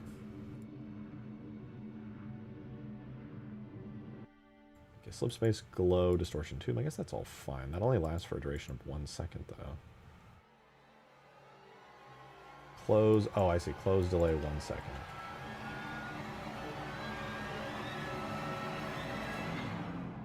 So we have 0.2 second.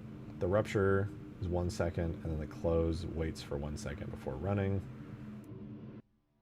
Is this supposed to have a duration? I'm a little confused.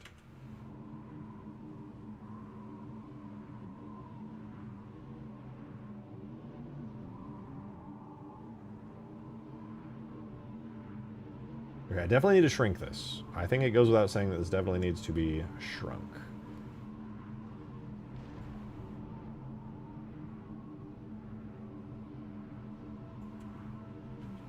I would say if this was scaled in half, it would be good.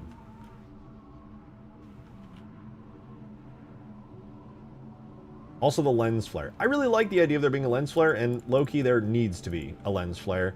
I'm going to do this. Before it had a render no matter what thingy thing. No occlusion test. I'm going to be so real. I just straight up didn't see that at all.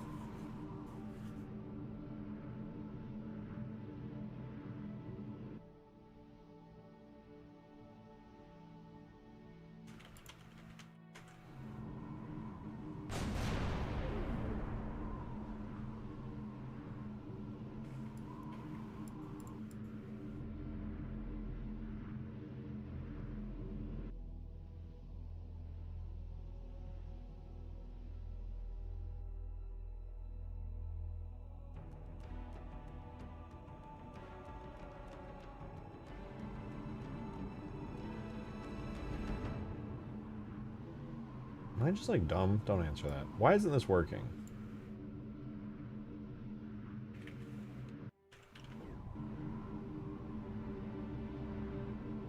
Okay, no, I saw it there. Maybe it was just too small.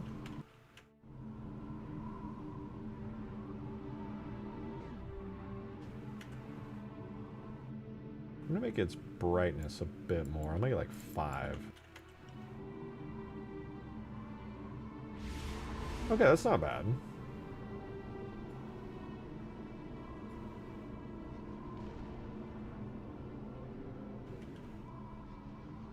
Then I'll have a dedicated teleport pad. Okay, so I think if I just scale everything down by like half and give it like a dedicated teleport pad, this is like easy money. Easy, easy, easy, easy. Effect is great. Hey, I didn't make it. This is all Bungie, but I'll take it. I will take it. Pretty cool.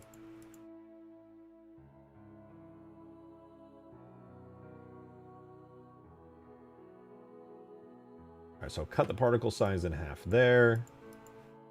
Cut you in half. Particle size, particle scale, so that's 5. Particle scale, 4.5.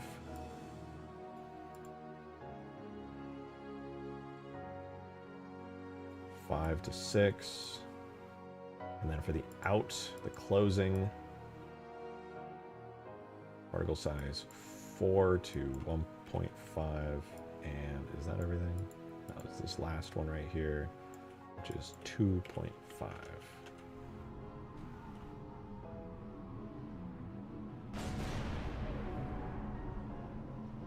Okay, there's an issue.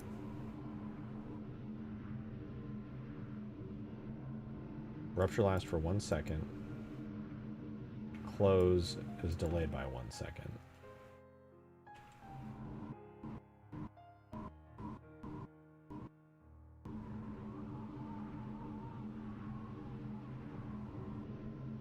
Let me check the lifespan of these.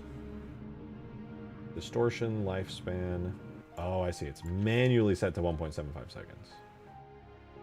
Okay, so then I will keep the duration of this at 1.75. And this at 1.75?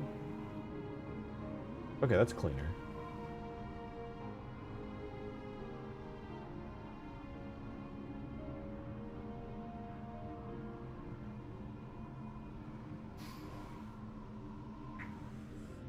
And then I guess the last thing I would want to do is just edit the lens flare to not just like instantly die.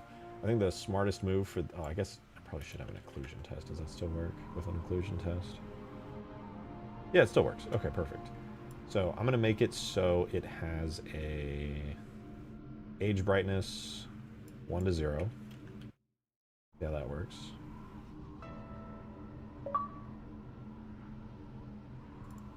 Maybe 10 to 0. Thank you for the 3! And it's in Ultimate Horde. Submit to Baylike, the channel name I can't read. W! Wait, I'll check it out.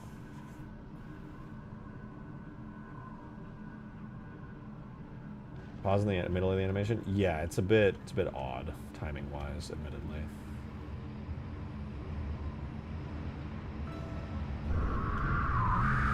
And thank you for that 3. You pushed us over the tip goal. Much appreciated, Darkstone, dude. Thank you. God damn.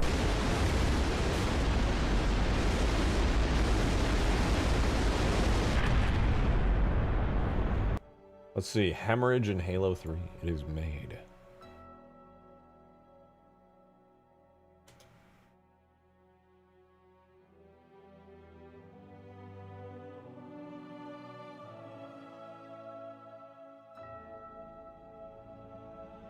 H3 Marriage. Oh, you didn't even post screenshots. W though, thank you. We're absolutely gonna play it. We're absolutely gonna play it. Oh my god, wait, the effect is still so big, I just realized. Holy shit. I guess, is that a good size for the Wraith? I guess it's a good size for the Wraith. Damn. God damn. Alright. Is that how I want to do it? So, somebody who said that? They said the middle, yeah, Slickstorm said in the middle of the pause, the animation is kind of a pause, which is a bit jarring. I agree with that. Low-key, don't want it to start small and get bigger. Unless the AI spawns in, like, right here with a flash, and then it closes, then I'm okay with it.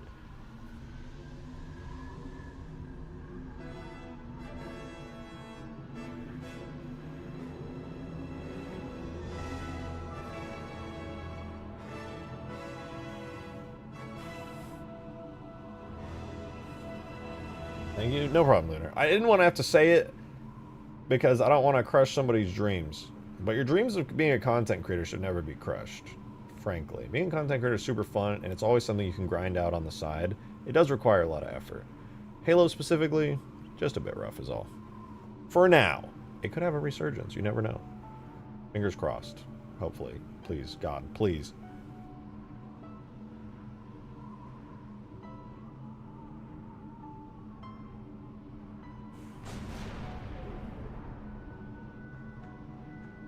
Okay, I'm liking the effect reasonably.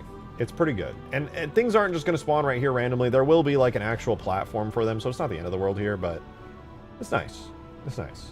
I think we could test it with the Wraith. Let me find out the exact spot the Wraith spawns, and we'll see how it looks. And then maybe I can do like a timed thing.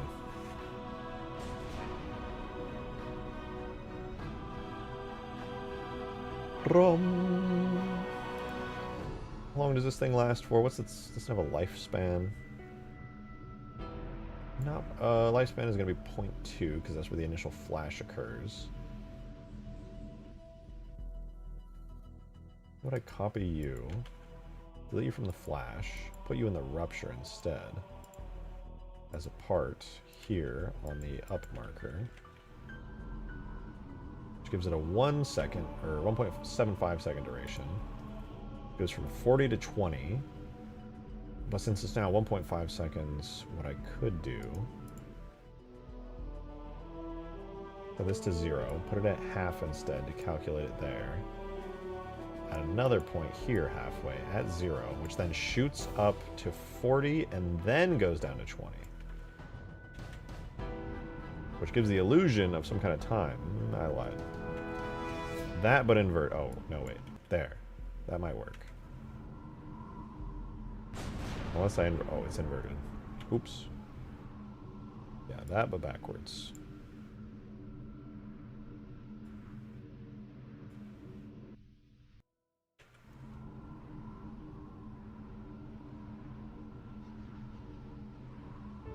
What?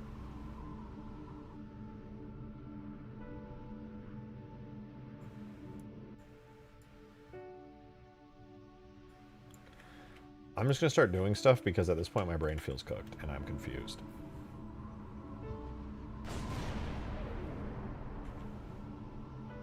Oh, this is the radius curve. This is not brightness. I think I had it right. So it's 0 the whole time. Then it shoots up to the radius of 40 and then dies down to 20. And all I have to do is make the brightness match that. Got it. I was being dumb. Okay. So yeah, by brightness curve, by default is 5. I want it to end at 0. I lied, it doesn't need that. It needs age brightness, which will have some extra points on it. So the way my thought is, it stays at 0 at the middle the entire time, and then suddenly when it spawns in, I have to do this hacky thing because lens flares are stupid and they don't work right. So now halfway through, it should suddenly appear as a lens flare, and then, and I lied, it didn't work.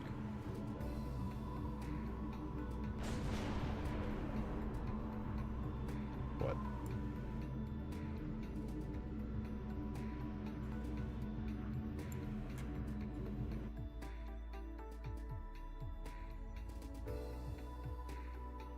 Okay, I almost had it for real, for real.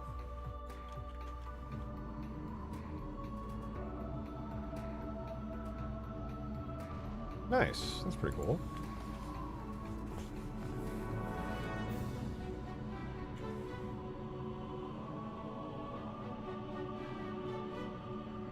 And then I think the last thing I would have to do is just make it end earlier. It's a bit more... And then finally, I can take the radius down a bit. Maybe like 10. 20.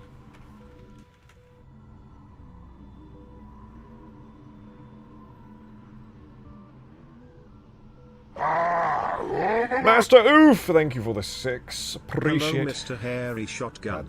Did you know Marines on UF can use the standalone Gavs? Almost soft locked my map from it. Wait, so how would that soft lock your map? Does it break somehow? If it's a bug and it's breaking stuff, please put it in the Ultimate Forge Bug Reports channel. I'm going to do a day 1 patch, or week 1 patch, whatever you want to call it, with all the bugs, because I knew there were going to be some, obviously. Definitely did not catch absolutely everything. So please, please, please, please report it into the channel. I would kept spawn. Oh! Hell yeah, that's pretty sick. I didn't know that they would just like yoink it and go crazy. That's dope.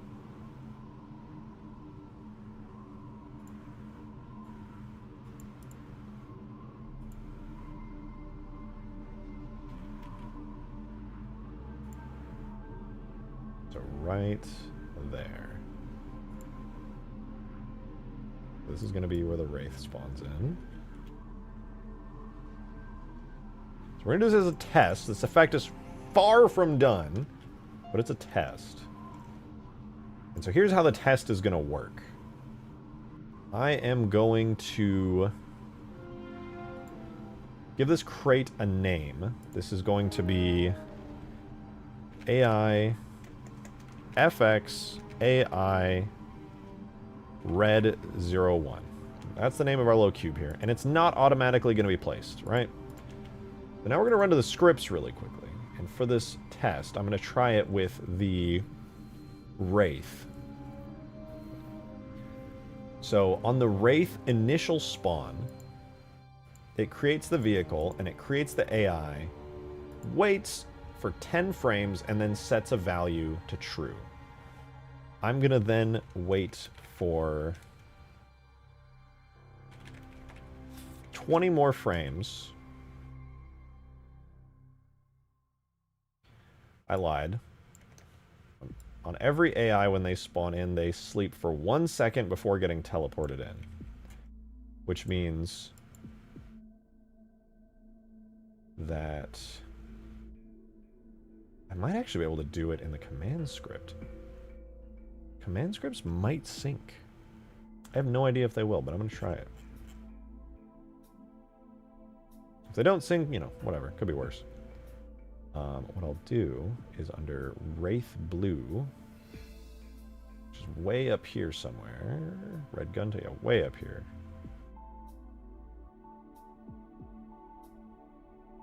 Oh! Wraith Blue 1. This is exactly what I wanted. So, right before it sleeps, it'll get the command. Thank you for the 3 Dark Steel! Nope, you've triggered me. You can just play an FX on a cutscene marker with void effect _ new effect cutscene _ flag, and I'm gonna annoy you as to how. I don't think that syncs. It might. It actually might. But I don't, because I tested that on huge grass once and nobody saw the effect. So I'm just gonna, I figure if I create an object which I know syncs, it should work. I already knew about the effect thing. Like, I literally use that on huge grass because there was this old Easter egg on huge grass where if you went to the top, my little logo would be there, and then it would spawn in, like, I think that's where I used to hide the hover hog, and I think it would spawn it in if you go there. It would play a little grunt birthday party, would go, hooray! And only the host would see it, so I was like, damn.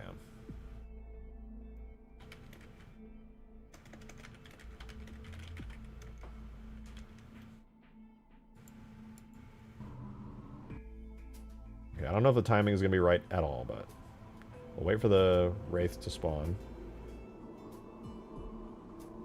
Okay, the flash was slightly off timing.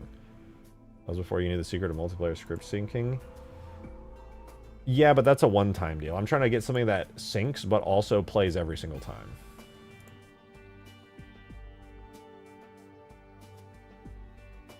So I'm not, like, really disagreeing with you, but, like, there's just...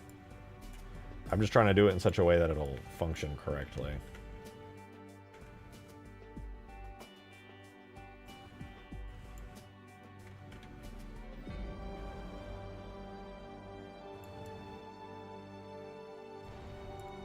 Alright, we'll wait for the Wraith. I just want to see if I get this timing right, because as long as it perfectly flashes at 1 second, I'm happy. A little bit off. I'll move it back just a touch more.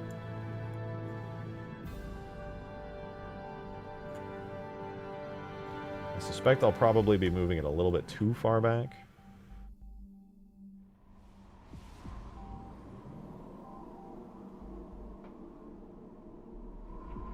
Ooh, that wasn't bad. I didn't place it perfectly, but it's not bad. So basically, Darksteel, I know you think I'm doing it wrong, but I have confirmed that the object create command does sync, and I'm fairly confident the effect new command sadly does not sync in multiplayer. But by doing this, I created an invisible crate object to get around it with an FX marker. It has it autoplay. And the reason I chose a crate object to spawn in is because crates have a self-destruct timer at the bottom. Without any need for syncing, they will delete themselves. That perfectly syncs. So I can just have this thing delete after 3 seconds, and I can spam as many as I want because they're new ones, and their physics and collision model spawn under the ground. So it works. See how it looks. We'll spawn in the Wraith again.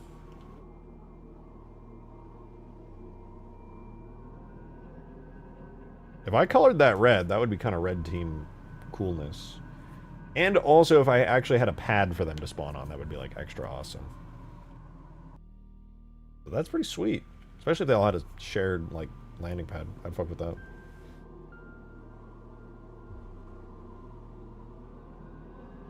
Like, that looks cool, man. I really like that.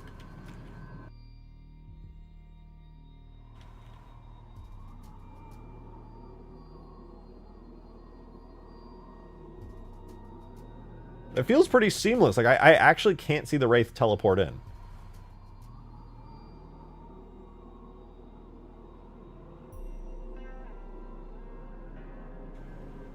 Like, the lens flare, like, it, like, pops up so fast. And while it's at max size, the Wraith spawns in, and then it shrinks down, and you're able to see it. I feel like that's basically perfectly exactly what I want. And you kind of preemptively know when an AI is going to spawn in, like, for, like, a second before it does, too, which is kind of fun. The effect might be a little bit visually overwhelming, frankly, but it's not bad. It's not bad. Maybe I don't need the recoil when it closes. But it's cool. Oh. Fucking sick idea. Because I'm lazy and I don't want to re-import the whole map and spend like 20 minutes doing it. I'll just do this. For now.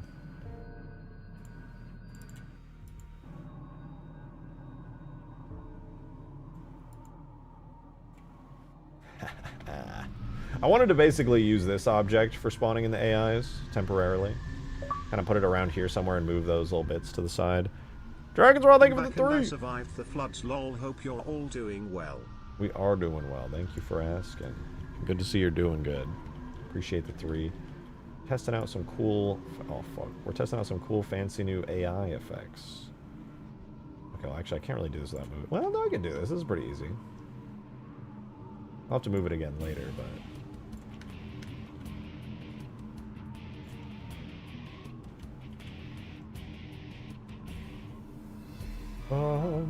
Alright, so the effect would play like here. And then for the AI spawning, I would want to move...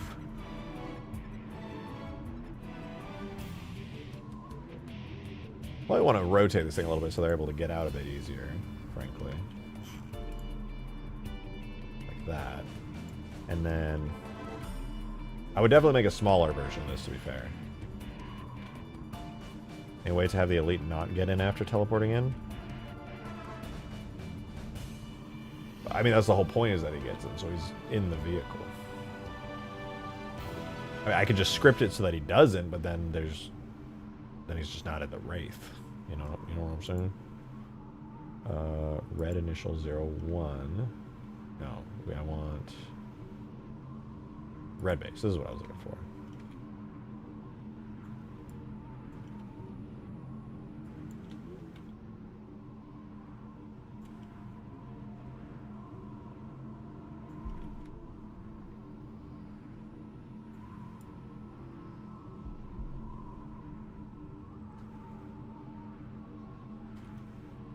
Max file size for bug reports is 10 megabytes. Oh, it's just the Discord Nitro thing, I'm pretty sure.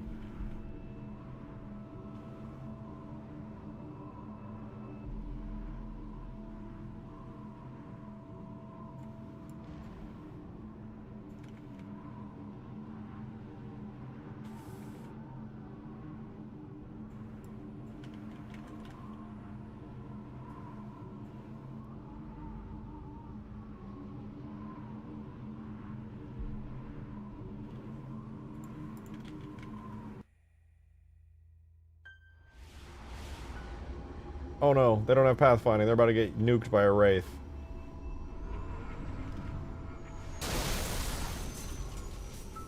Yeah, they don't know what to do about this thing. They're trapped. Maybe if I just treat it as not a pathfinding obstacle temporarily, they just won't give a shit. Remember the anti-air scarab? I just never really around doing anything with it. It's kind of old. Didn't really have a place to put it. Didn't have a place to do stuff with it.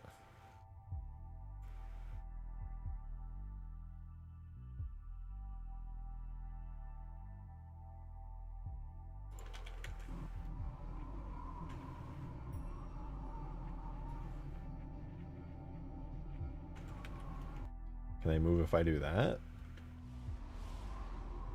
They don't even try. They're too high off the ground.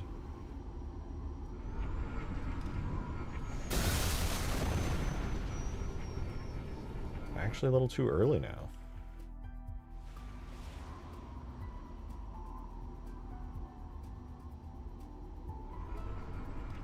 Huh, weird. It felt like before it was way too much, and now it's like substantially too early. I'm a little confused. Try to give initial movement distance? Yeah. I mean, that would fix it. I'm just doing a hacky method. This isn't baked into the map, so... And now it's way too low. Okay, so in between, basically, is the sweet spot.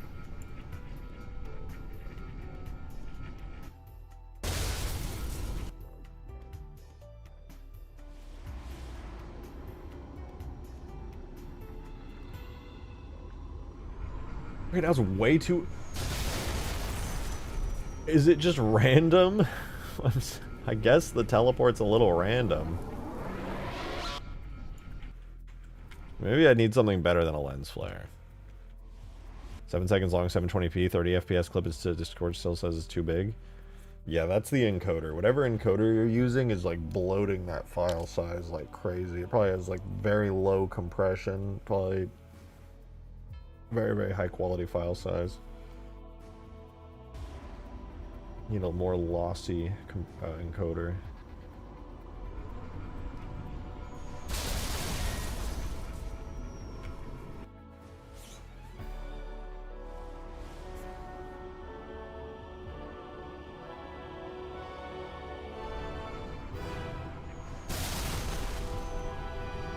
Oh, you know what I just thought about it? It might just be that it's, maybe I need to raise the effect up. It's possible that the lens flare is occluding.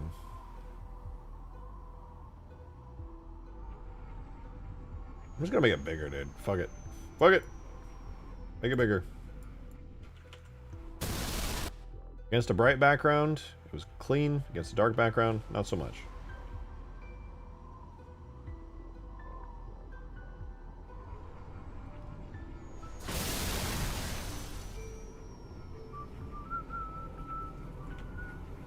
Wait a minute. It's too early now. I was acting like it was too late and I was making adjustments as though it was too late. That is absolutely not the move.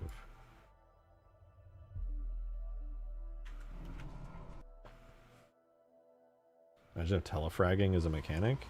Isn't it? In Halo 2 you can telefrag people.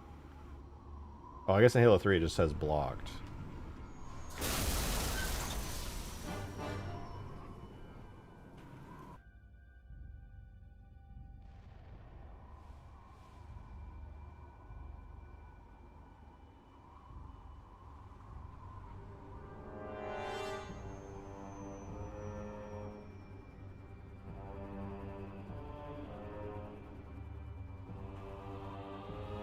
Yeah, it's pretty good.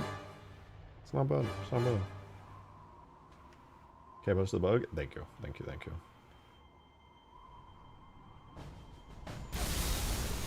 Now I can actually lower this.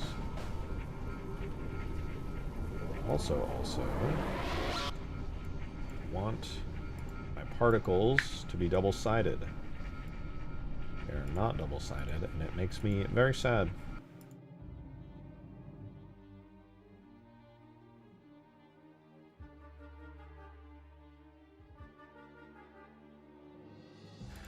Blah, blah, blah, blah, blah, blah, blah.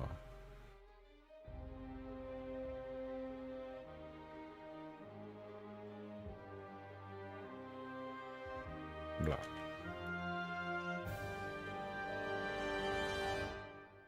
Blah. Blah. Copy all of these back to make duplicates of them. That way I don't accidentally affect campaign unnecessarily and have weird references all over my mod. And then I'm just going to make them all double-sided. Easy. I don't actually know if I need to do the glow, frankly. Wait, didn't I just do the glow? Yeah, glow. Tube is fine, but I think flare might need to be double-sided as well. I'm not entirely sure. Objects, bubbles, multi, huge towers, Viz cube, FX, particles, blah, blah, blah, blah.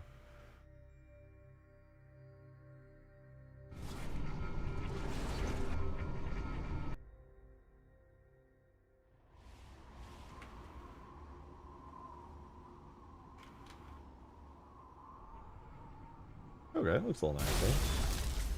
Watch it from the ground, which is the angle you'll realistically see it from most of the time.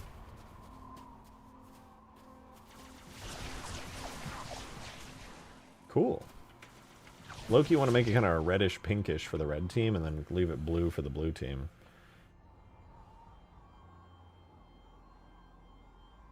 I think it'd be cool. Wow. Might still be a little large, but it looks cool, so I can't even be mad about it.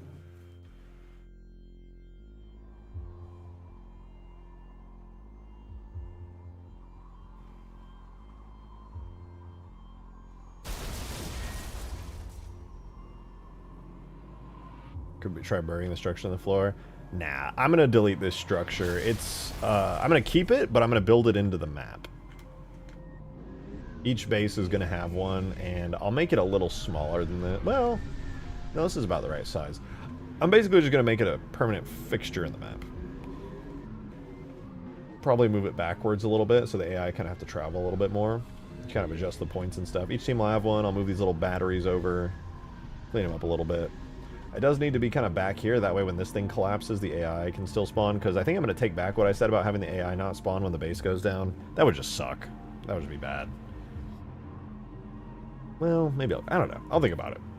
I'll think about it. Let me sign. What? Oh. Anyway, this breaks the AI, but I'll just build it. I think what I do is after stream tonight, I will just build this and be good. That said, I think this is a good spot to break for the night. I woke up really early today, and I'm very, very tired, so I'm going to go get some early rest, and tomorrow when we do...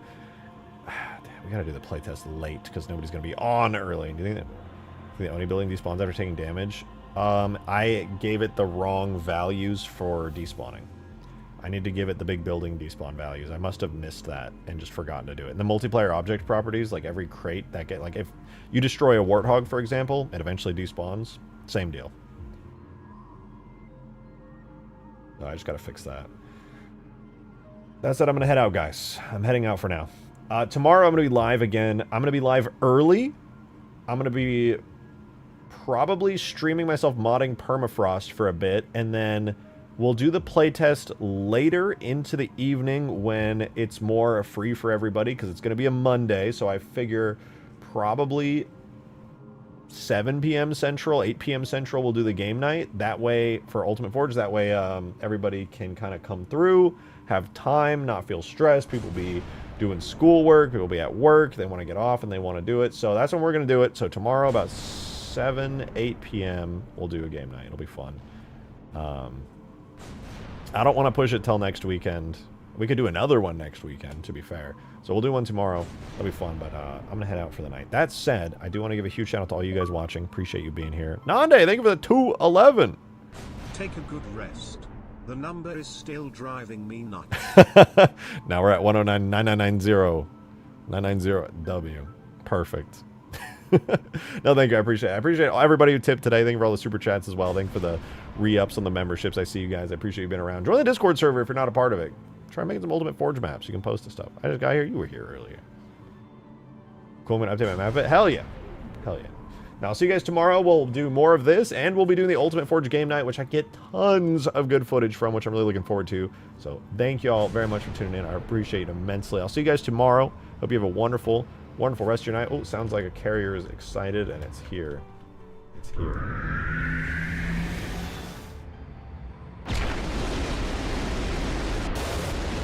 God damn, it's beautiful. It's really bright, but it's beautiful.